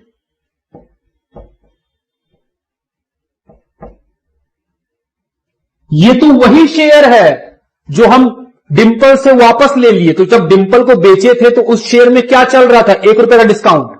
हम उसी शेयर को दोबारा बेचेंगे तो उसका तो फेस में लिखा हुआ है कि ये शेयर डिस्काउंट वाला है, तो 1 रुपया डिस्काउंट, जबकि हम दे रहे हैं 2 रुपए का डिस्काउंट, तो लॉस 2 रुपए बुक करना होगा। 1 रुपए का नाम तो वही ओरिजिनल नाम रखे हैं शेयर डिस्काउंट, और जो एक्स्ट्रा लॉस हुआ उसका नाम क्या लिखेंगे? Share forfeiture.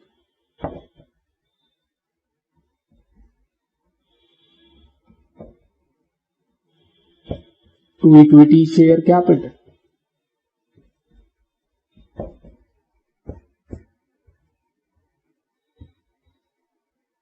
$6,400 B 800 forfeited shares reissued। और तीसरा फॉरफीचर को ट्रांसफर कीजिए।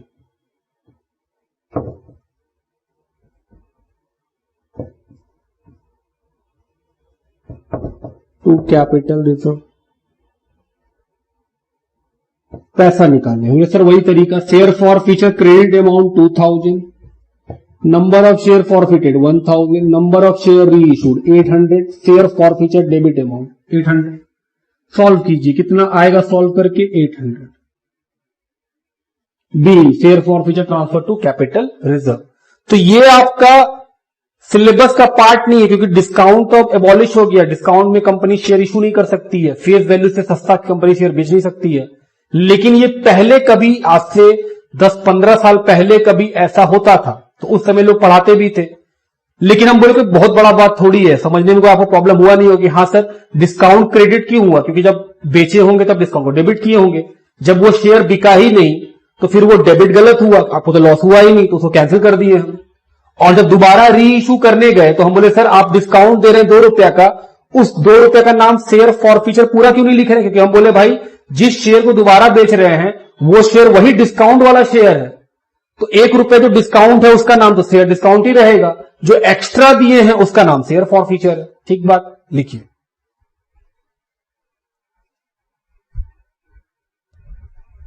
चलिए नेक्स्ट क्वेश्चन चलते हैं, जो कि है क्वेश्चन नंबर 14 का बी। लिखा है following is the extract of balance sheet of Lakshmi limited as at 31 March 2025। तो बैलेंस शीट का एक्सट्रैक्ट दिया हुआ है लक्ष्मी लिमिटेड का 31 मार्च 2025 को।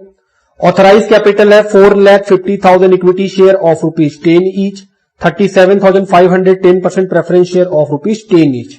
टोटल है 48,75,000 का authorised. Issued and subscribe 4,05,000 equity share of ₹10 each fully paid, 36,000 10% preference share of ₹10 each fully paid. Total है 44,10,000। रिजर्व एंड सरप्लस के अंदर है general reserve, capital redemption reserve, securities premium और profit and loss account. Total reserve and surplus का है 17,32,500। लिखा है on 1 April 2025 the company decided to capitalise its reserve by way of bonus. बोल रहा है 1 अप्रैल 25 को कंपनी क्या कर रही है? अपने रिजर्व्स को कैपिटलाइज कर रही है बोनस दे करके। कितना बोनस देगी? बोल रहा है at the rate of 2 share for every 5 equity share held. Her 5 equity shares वाले को 2 शेयर्स मिलेगा बोनस के रूप में। सो necessary journal entries in the books of the company. बोल रहा है एंट्री करके दिखलाइए बोनस का क्या होगा कंपनी के बुक्स में। And prepare the extract of balance sheet after bonus issue. Bonus देने के बाद बैलेंस शीट का एक्सट्रैक्ट बना के दिखाइए। हम चलिए शुरू करते हैं। सबसे पहले क्या निकाल लेते हैं? Number of bonus issue.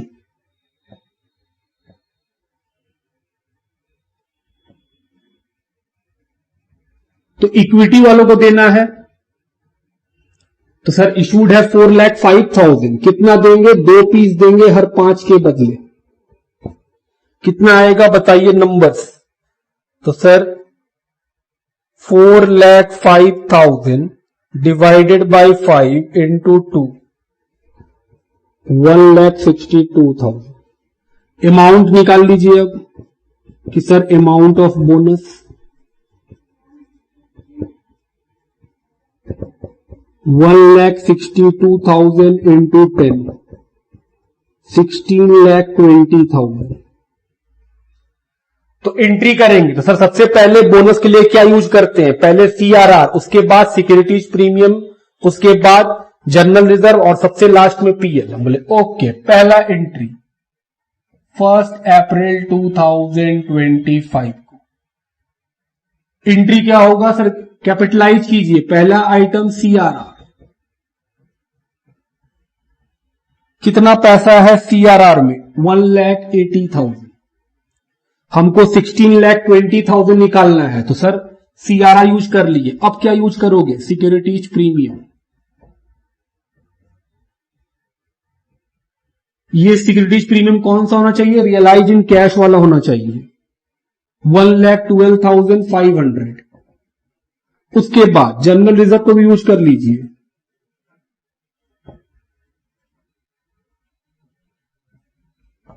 5,40,000। और फाइनली बाकी पैसा कहां से यूज करेंगे? प्रॉफिट एंड लॉस अकाउंट से। 2 bonus to equity share holder,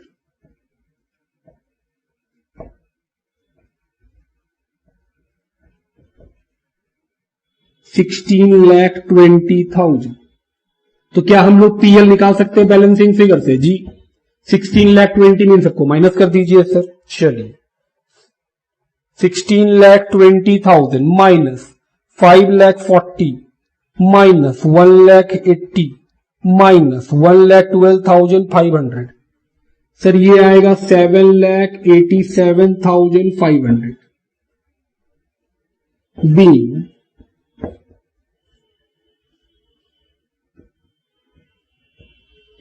reserve and surplus capitalised for bonus issue. दूसरा एंट्री शरफ शेयर दे देंगे, bonus to equity share holder debit 16,20,000 to equity share capital. ये तो सिंपल है कि सर बोनस तो चैप्टर ही बहुत सिंपल है। बीइंग बोनस शेयर इशूड, ये हो गया। अब क्या बोला है? अब वो बोला है बैलेंस शीट का एक्सट्रैक्ट बनाइए। तो बोले आइए बैलेंस शीट का एक्सट्रैक्ट बनाए।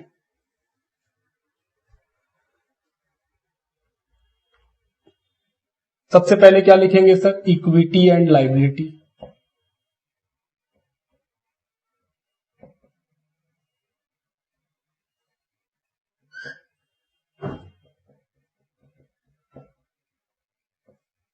इसमें क्या आएगा? Share holder fund.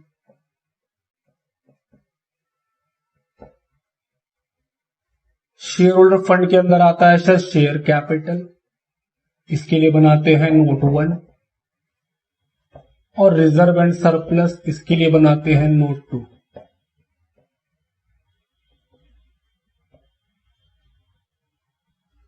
तो सर आइए बनाए नोट 1 शेयर कैपिटल।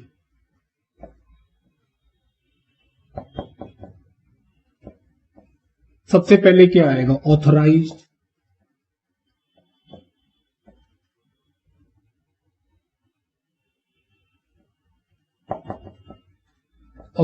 कैपिटल। दो तरह का है सर। पहला है सर इक्विटी। बोले हाँ, इक्विटी शेयर कितने का है? Of ₹10 each.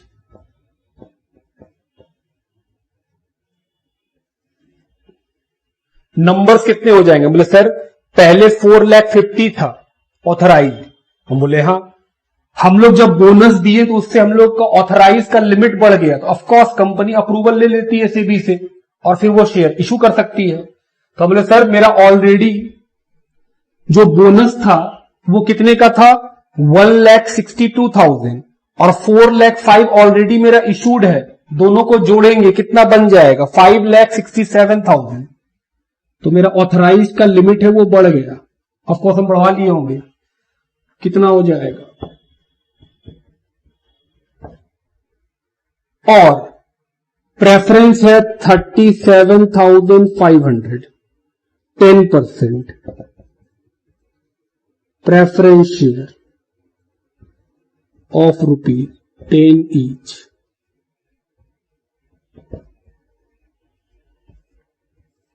जोड़िए, दोनों को जोड़े कितना आएगा sir? 60,45,000।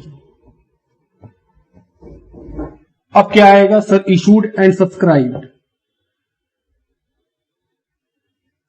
Issued,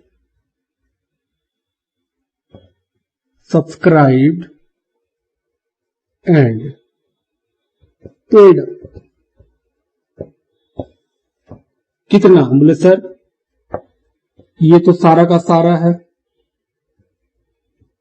equity share 10 each, ये हो जाएगा 56,70,000 और इक्विटी शेयर कितना इशूड है? 36,000। प्रेफरेंस शेयर 36,000 ही इशूड है।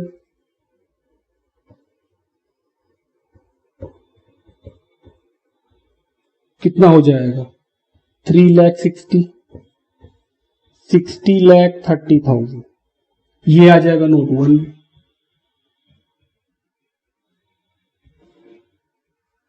उसके बाद सर रिजर्व एंड सरप्लस, उसमें सर एक ही आइटम बचेगा नोट नंबर 2 में,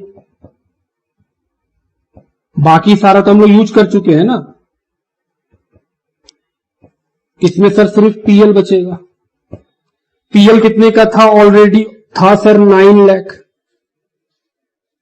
उसमें से कितना यूज कर लिए? 787,500 माइनस करो तो सर 1,12,500। तो यहां लिख देंगे, बस इतना ही करना था। तो ये था क्वेश्चन नंबर 14 के बी का सोल्यूशन। लिखिए,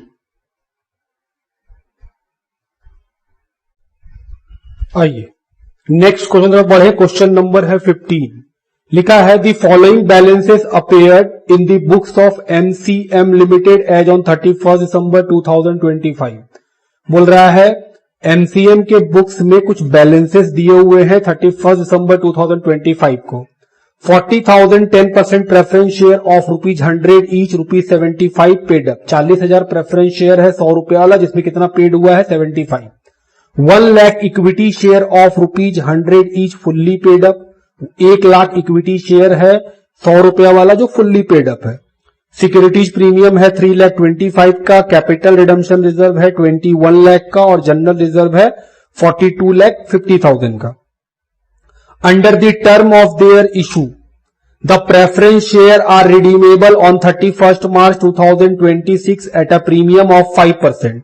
बोल रहा है जब प्रेफरेंस शेयर को इशू किया गया था तभी बोल दिया गया था कि 31 मार्च 2026 को उसका रिडम्पशन हो जाएगा 5% के प्रीमियम पे। In order to finance the redemption the company makes a right issue of 30,000 equity share of ₹100 each. बोल रहा है रिडम्पशन को फाइनेंस करने के लिए जो कंपनी है वो 30,000 इक्विटी शेयर इशू कर रही है 100 रुपीज वाला एट अ प्रीमियम ऑफ 10%, मतलब 10 रुपए के प्रीमियम पे 110 में री इशू राइट शेयर इशू करेगी। 25 बीइंग पेबल ऑन एप्लीकेशन, 25 रुपए एप्लीकेशन में मांगा जाएगा। 45 rupees including premium on allotment, 45 रुपया अलॉटमेंट में मांगा जाएगा जिसमें 10 रुपया का प्रीमियम जुड़ा होगा। मतलब अलॉटमेंट का फेस वैल्यू है 35 और प्रीमियम का वैल्यू है 10, दोनों मिला के 45 रुपीज अलॉटमेंट। फिर लिखा है एंड द बैलेंस ऑन 1 अगस्त 2016, और बाकी बचा हुआ पैसा 1 अगस्त 2016 में मांगा जाएगा, जबकि रिडम्पशन कब हो जाएगा? 31 मार्च को ही हो जाएगा। The issue was fully subscribed and the allotment made on 1 March 2026।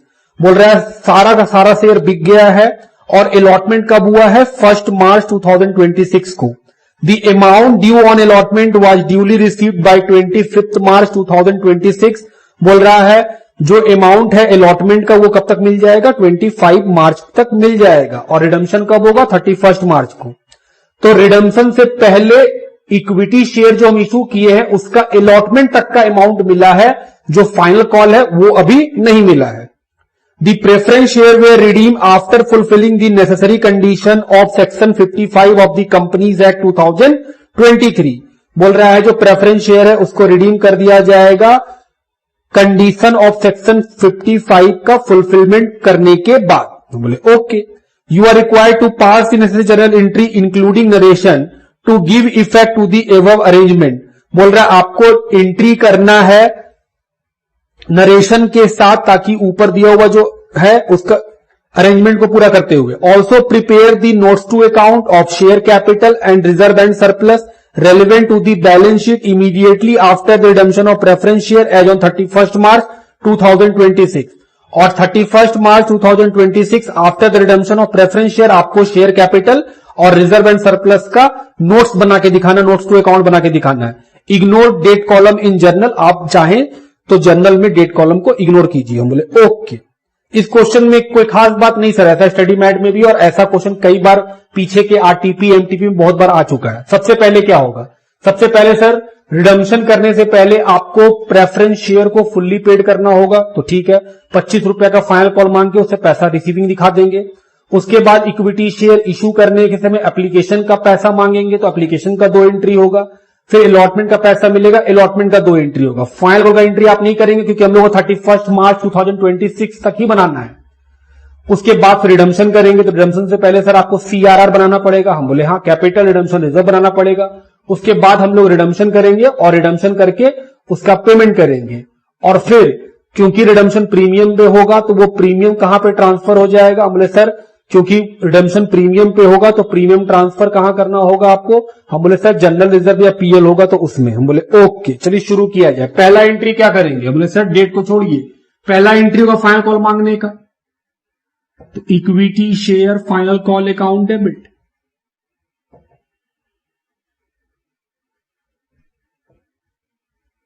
To equity share capital,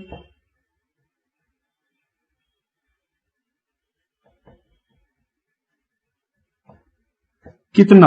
हम बोले सर 40,000 है, 25 रुपीज करके कितना आएगा? 10 लाख।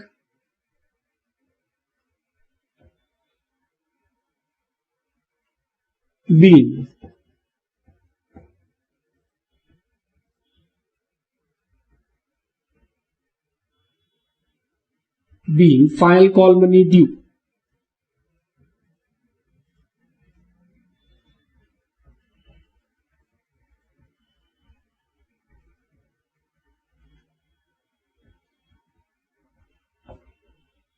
दूसरा सर पैसा लेंगे,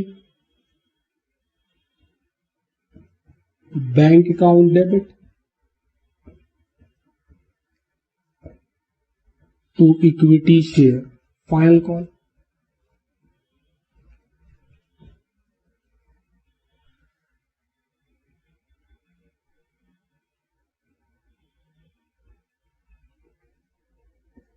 बी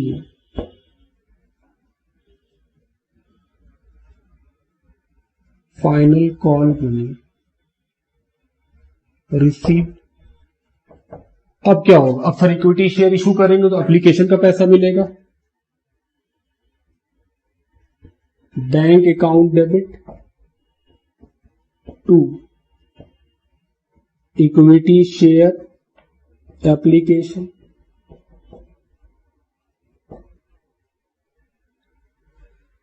₹25 का एप्लीकेशन है और नंबर ऑफ शेयर्स इशू किए हैं 30,000।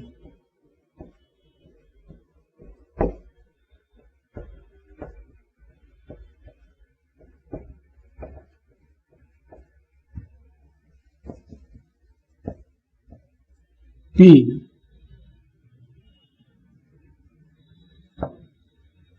application money received on 30,000 equity shares at the rate 25 each।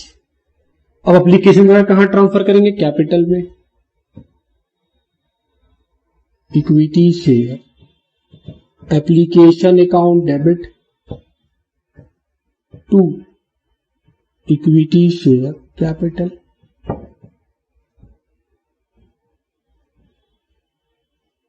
$7,50,000 being application money transfer to share capital।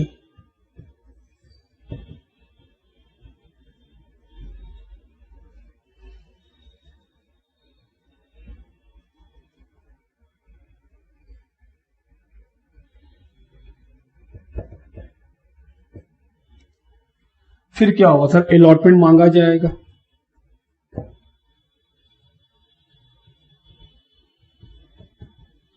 Equity share allotment debit to equity share capital to securities premium.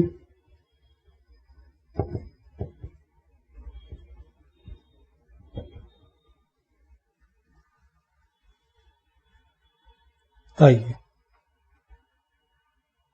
30,000 into 45 allotment का पैसा। Capital में तो sir सिर्फ face value जाता है, into 35 और premium में premium जाता है। प्रीमियम 10 रुपया का है। तो कैलकुलेटर का हेल्प लिए 30,000 इंटू 45 13,50,000। प्रीमियम में आएगा 3 lakh, 10,50,000। B allotment money due.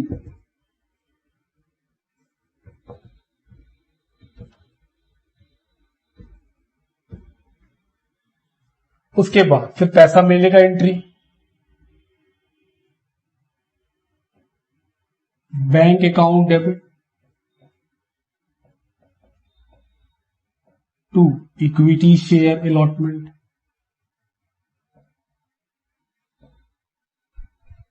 $13,50,000।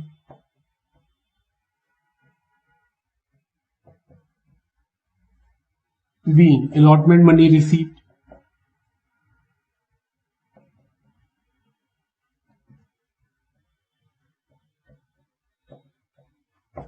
क्या फाइनल कॉल का एंट्री होगा? नहीं। क्यों नहीं होगा? क्योंकि सर क्वेश्चन जो है वो 31 मार्च 2026 तक ही आपको बनाने के लिए बोला गया है। तो 31 मार्च 2026 तक सिर्फ अलॉटमेंट मिला है। 1 अगस्त को मिलेगा फाइनल कॉल और 31 मार्च तक आपका प्रेफरेंस शेयर रिडीम हो जाएगा। तो रिडीम करने से पहले क्या बनाएंगे? हमने सर उससे पहले आपको सीआरआर बनाना पड़ेगा। तो हमने सर सीआरआर निकालिए, कितना होगा? बोले आइए कैलकुलेशन ऑफ सीआरआर।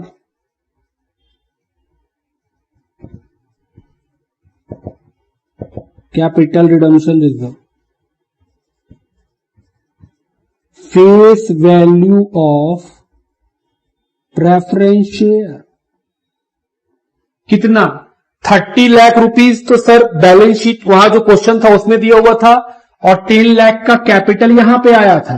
तो सब मिलाया कितना हो गया? 40 लाख। आपको दिख रहा है प्रेफरेंस शेयर ना कि हां सर 30 लाख बैलेंस शीट में था और 10 लाख रुपीज का यहां फाइनल कॉल रिसीव हुआ। तो फुल्ली पेड होने के बाद ही रिडम्पशन हो सकता है। तो 40 लाख का प्रेफरेंस का है, इसमें से माइनस कर देंगे face value of equity share issued. ध्यान रखिएगा गलती क्या होता है, लोगों को लगता है सर 30,000 इंटू 100 30 लाख यहां लिख देंगे ना। जिस दिन रिडम्पशन हो रहा है 31 मार्च को, क्या उस दिन तक जो इक्विटी शेयर हम लोग इशू किए हैं वो सारा पैसा मिल गया है? नहीं, अभी तक इक्विटी शेयर में एप्लीकेशन का पैसा आया है 7,50,000 और अलॉटमेंट का पैसा आया है 10,50,000, फाइनल कॉल आया ही नहीं है तो दोनों को जोड़ लेंगे सर। एप्लीकेशन का 7,50,000 ये वाला, और फिर एक और कैपिटल है 10,50,000, दोनों को मिला लेंगे तो कितना आएगा 18 लाख। तो सर आपका 22 लाख रुपीस से मालिक कम पड़ रहा है, उसके लिए क्या बना लेंगे CRR। एंट्री बोलिए सर, जो जनरल रिजर्व या PL होगा उसको यूज कर लेंगे। देखिए जनरल रिजर्व है, हम बोले जी हां जनरल रिजर्व तो है, यूज कीजिए।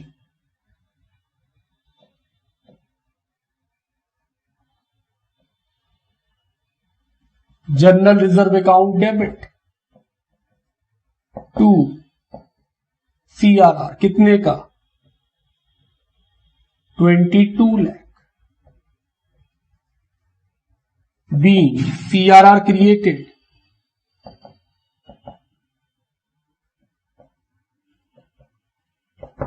ये भी हो गया। अब क्या होगा सर, अब आप रिडम्पशन कर सकते हैं, रिडम्पशन करेंगे। प्रेफरेंस शेयर है 10% प्रेफरेंस शेयर,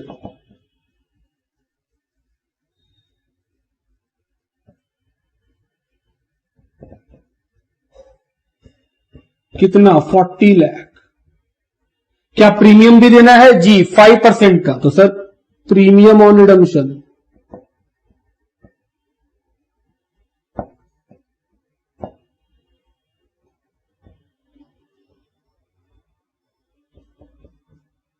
5% कि सर 5%, तो 40 लाख का 5% 2 lakh.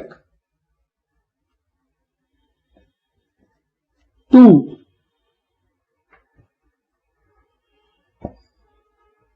Preference share holder 42 lakh. B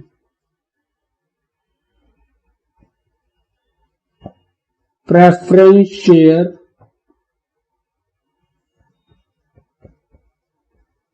redeem. अब क्या होगा, अब पेमेंट कर देंगे। आइए पेमेंट करें।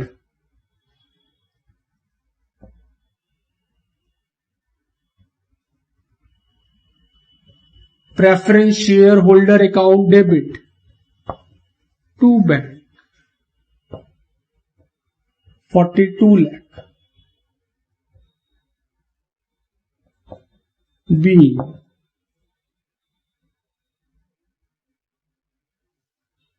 अमाउंट पेड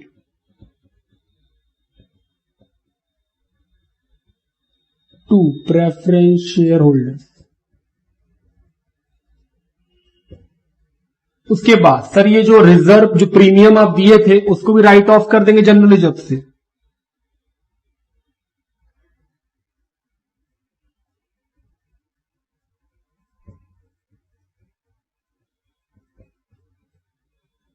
कितने का है 2 lakh. To premium on redemption of preference share 2 lakh. B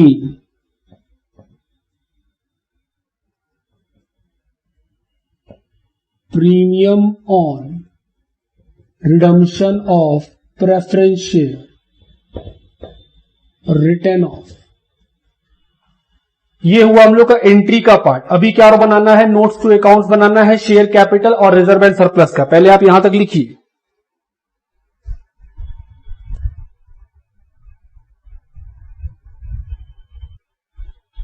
चलिए अब क्या बनाएंगे सर, अब बनाएंगे नोट्स टू अकाउंट।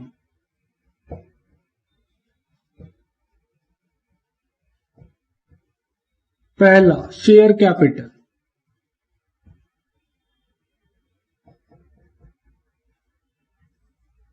क्या शेयर कैपिटल ऑथराइज मालूम है? नहीं। तो सर इशूड, सब्सक्राइब्ड,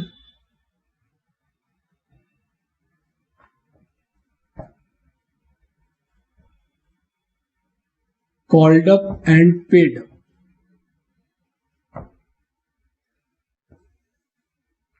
दो तरह का शेयर है, एक है 1 लाख इक्विटी शेयर जो फुल्ली पेड अप है, equity share of ₹100 each fully paid.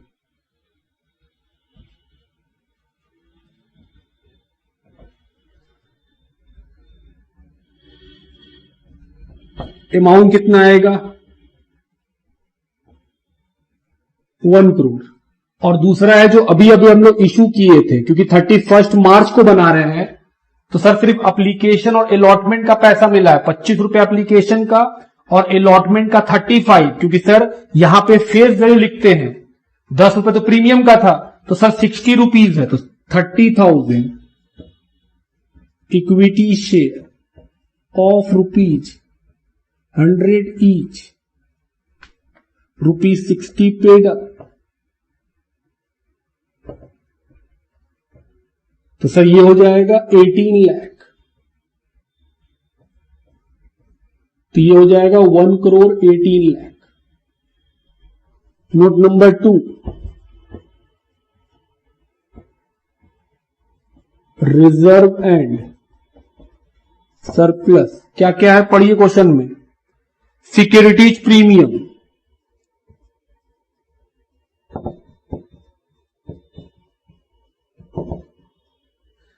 कितने का है 3,25,000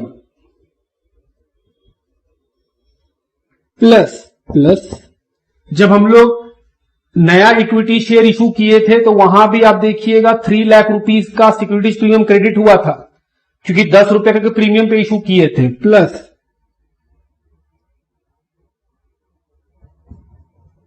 premium on issue of equity share कितना आया था 3 लाख, तो 6,25,000।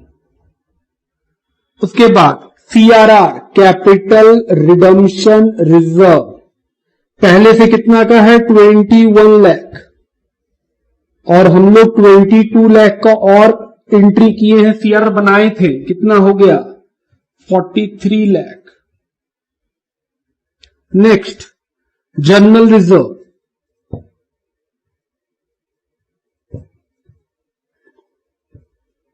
जनरल रिजर्व था 42,50,000 का,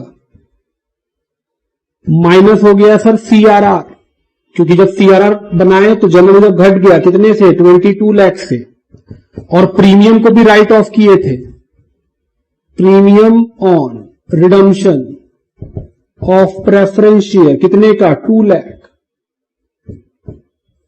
कितना हो जाएगा ये सर, ये हो जाएगा 18,50,000।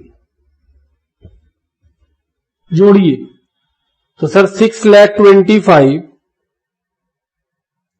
Plus 43 plus 18,50,000 67,75,000। तो ये भी आपको बना के दिखाने बोला था। तो ये हुआ हम लोगों का क्वेश्चन नंबर 15 का सॉल्यूशन। लिखिए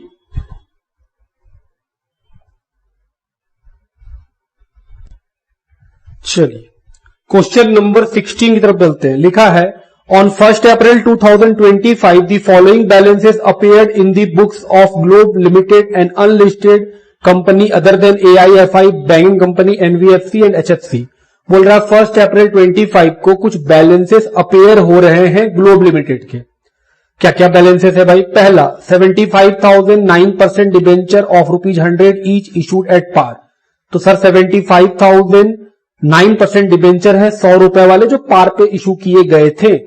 number 2 balance of debenture redemption reserve DRR 7,50,000। Number 3 debenture redemption reserve investment 7,50,000 represented by 8.75% secured bond of the government of India of ₹100 each. तो सर ये बैलेंसेस हैं। किसका बैलेंस है? डिबेंचर का बैलेंस, DRR का balance और DRR investment का balance दिया हुआ है। Interest on debenture was paid half yearly on 30th September and 31st March every year. Interest जो है वो हमेशा हाफ ईयरली पे किया जाता है। कब कब? बोल रहा है सर 30th September को और 31st March को, 6 महीने में। The fund required for purchasing the aforesaid debenture way partly raised by selling of the DRR investment. बोल रहा है जो डिबेंचर को रिडीम करने के लिए फंड चाहिए वो कहां से आएगा? डीआरआर इन्वेस्टमेंट को सेल करके।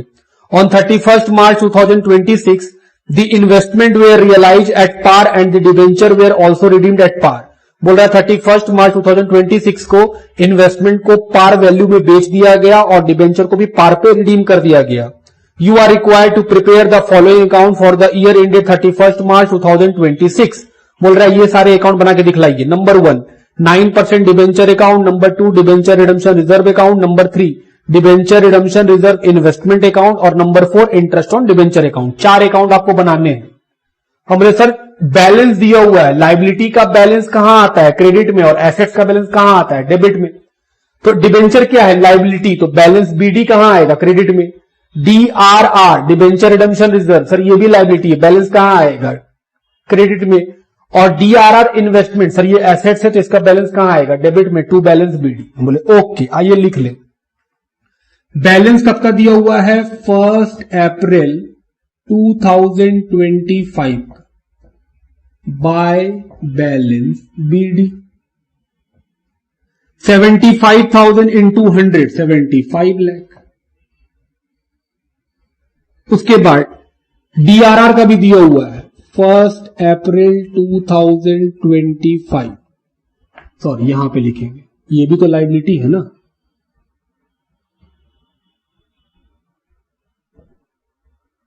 बाय बैलेंस बीडी कितना दिया हुआ है? 7,50,000। और फिर है सर डीआरआर इन्वेस्टमेंट, ये एसेट्स है इसलिए डेबिट में आएगा टू बैलेंस बीडी। तो जैसा हम लोग जानते हैं लाइबिलिटी का बैलेंस कहां आता है? क्रेडिट में। और एसेट्स का डेबिट में। ये कितने का है सर? ये भी 7,50,000। हम बोले ओके। इंटरेस्ट, हम बोले सर वो तो नॉमिनल अकाउंट है, उसका भला बैलेंस क्यों आएगा? हम बोले हाँ उसका भला बैलेंस क्यों आएगा। चलिए शुरू करें। अब क्वेश्चन में बोला है कि डिबेंचर का जो इन्वेस्टमेंट है उसको सेल कर देंगे और डिबेंचर को रिडीम कर देंगे। जैसा हम लोग जानते हैं कि सर डीआरआर कितना बनता है? डिबेंचर का 10%, तो 75 लाख का 10% 7,50,000 ऑलरेडी बना हुआ है, तो इसमें दिक्कत नहीं है।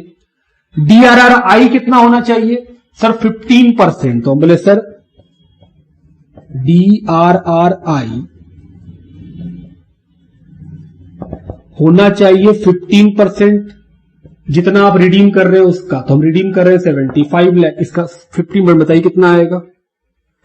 तो सर 75 लाख का ये होना चाहिए कितना? इन्वेस्टमेंट में पैसा इतना होना चाहिए 11,25,000। क्या मेरे पास उतना इन्वेस्टमेंट है? नहीं। तो हम बोले सर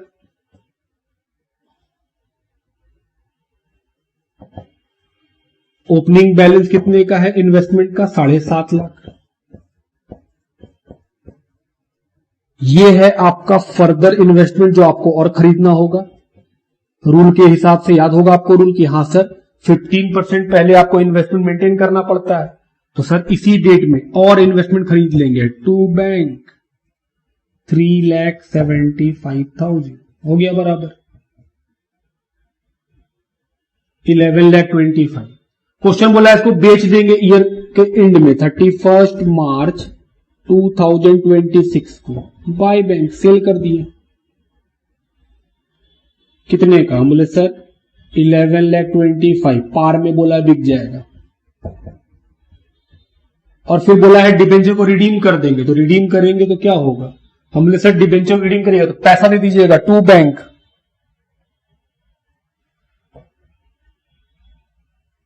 तारीख 31 मार्च 2026।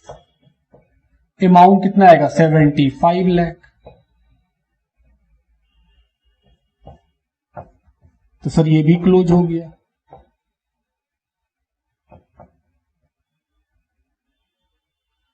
जब डिबेंचर रिडीम होता है तो डीआर कहां ट्रांसफर होता है? जनरल रिजर्व में।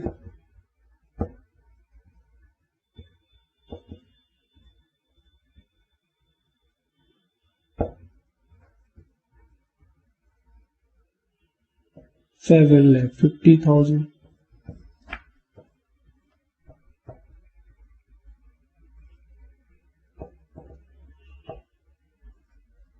तो सर ये अकाउंट तो हो गया। अब क्या होगा? सर इंटरेस्ट तो बहुत सिंपल है।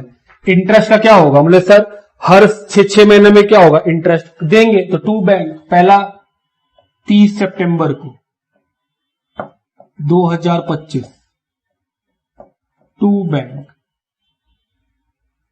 और फिर इंटरेस्ट कब देंगे 31 मार्च 26 को, फिर से इंटरेस्ट देंगे टू बैंक, दोनों का पैसा सेम ही होगा, और फिर ये कहां ट्रांसफर कर देंगे मार्च में, पीएल में, क्योंकि सर ये तो नॉमिनल अकाउंट है तो ये पीएल में ट्रांसफर हो जाएगा।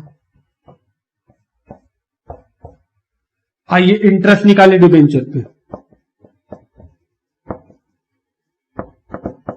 75 लाख रुपीस का फेस वैल्यू है, जैसा हम लोग जानते हैं इंटरेस्ट किसमें मिलता है फेस वैल्यू पे, रेट कितना है 9%, 6 महीना के लिए क्या लिखेंगे 6/12। आइए सॉल्व करें, 75 लाख इंटू 9%, उसका 6 महीना के लिए 337,500,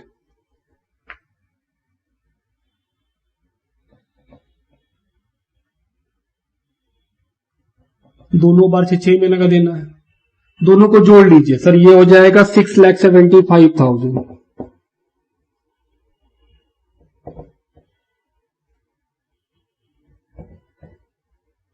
बस खत्म, इतना ही सिंपल सा क्वेश्चन था। तो क्या ऐसा क्वेश्चन स्टडी मेट में भी है? जी हाँ, लिखिए।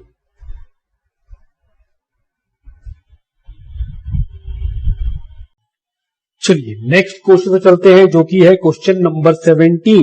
लिखा है FLK limited issues 3,12% debenture of ₹10 each eight 9.40, 10 रुपए का डिबेंचर 9 रुपीज 40 पैसा में इशू कर रहा है FLK लिमिटेड। कितना सारा नंबर है डिबेंचर का 3 lakh on 1 January 2025।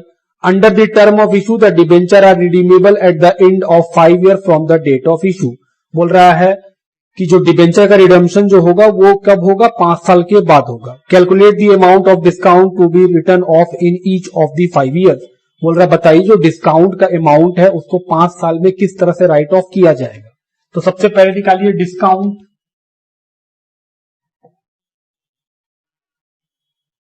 On debenture, तो 3 लाख डिबेंचर है इनटू डिस्काउंट कितना चल रहा है 60 पैसा का, क्योंकि 10 रुपए का चीज 9.40 में इशू कर रहे हैं, मतलब 60 पैसा का डिस्काउंट दे रहे हैं। कितना आएगा 1,80,000। रिडम्पशन कब होगा सीधा 5 साल के बाद, मतलब हर साल क्या रहेगा डिबेंचर का जो डिस्काउंट है उसको बराबर बराबर हम लोगों को क्या करना होगा राइट ऑफ करना होगा। तो यहां लिखेंगे फर्स्ट ईयर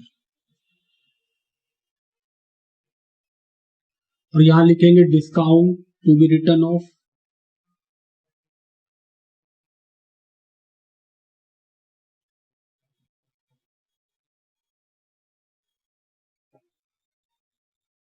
तो सर 1,80,000 कितना लेंगे 5 साल में बराबर बराबर करना है तो 1/5 लीजिए सर 36,000। सेकेंड ईयर में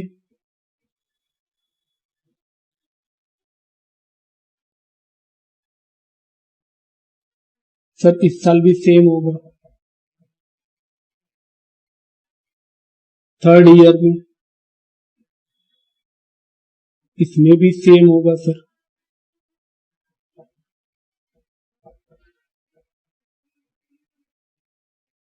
फोर्थ ईयर में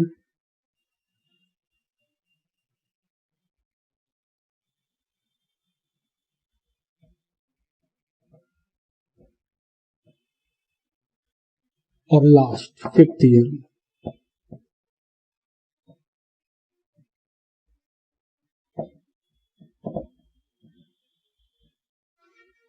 तो ये तो बहुत ही सिंपल क्वेश्चन था, इसमें कुछ बात था ही नहीं, इसमें आपको कोई प्रॉब्लम होना नहीं चाहिए।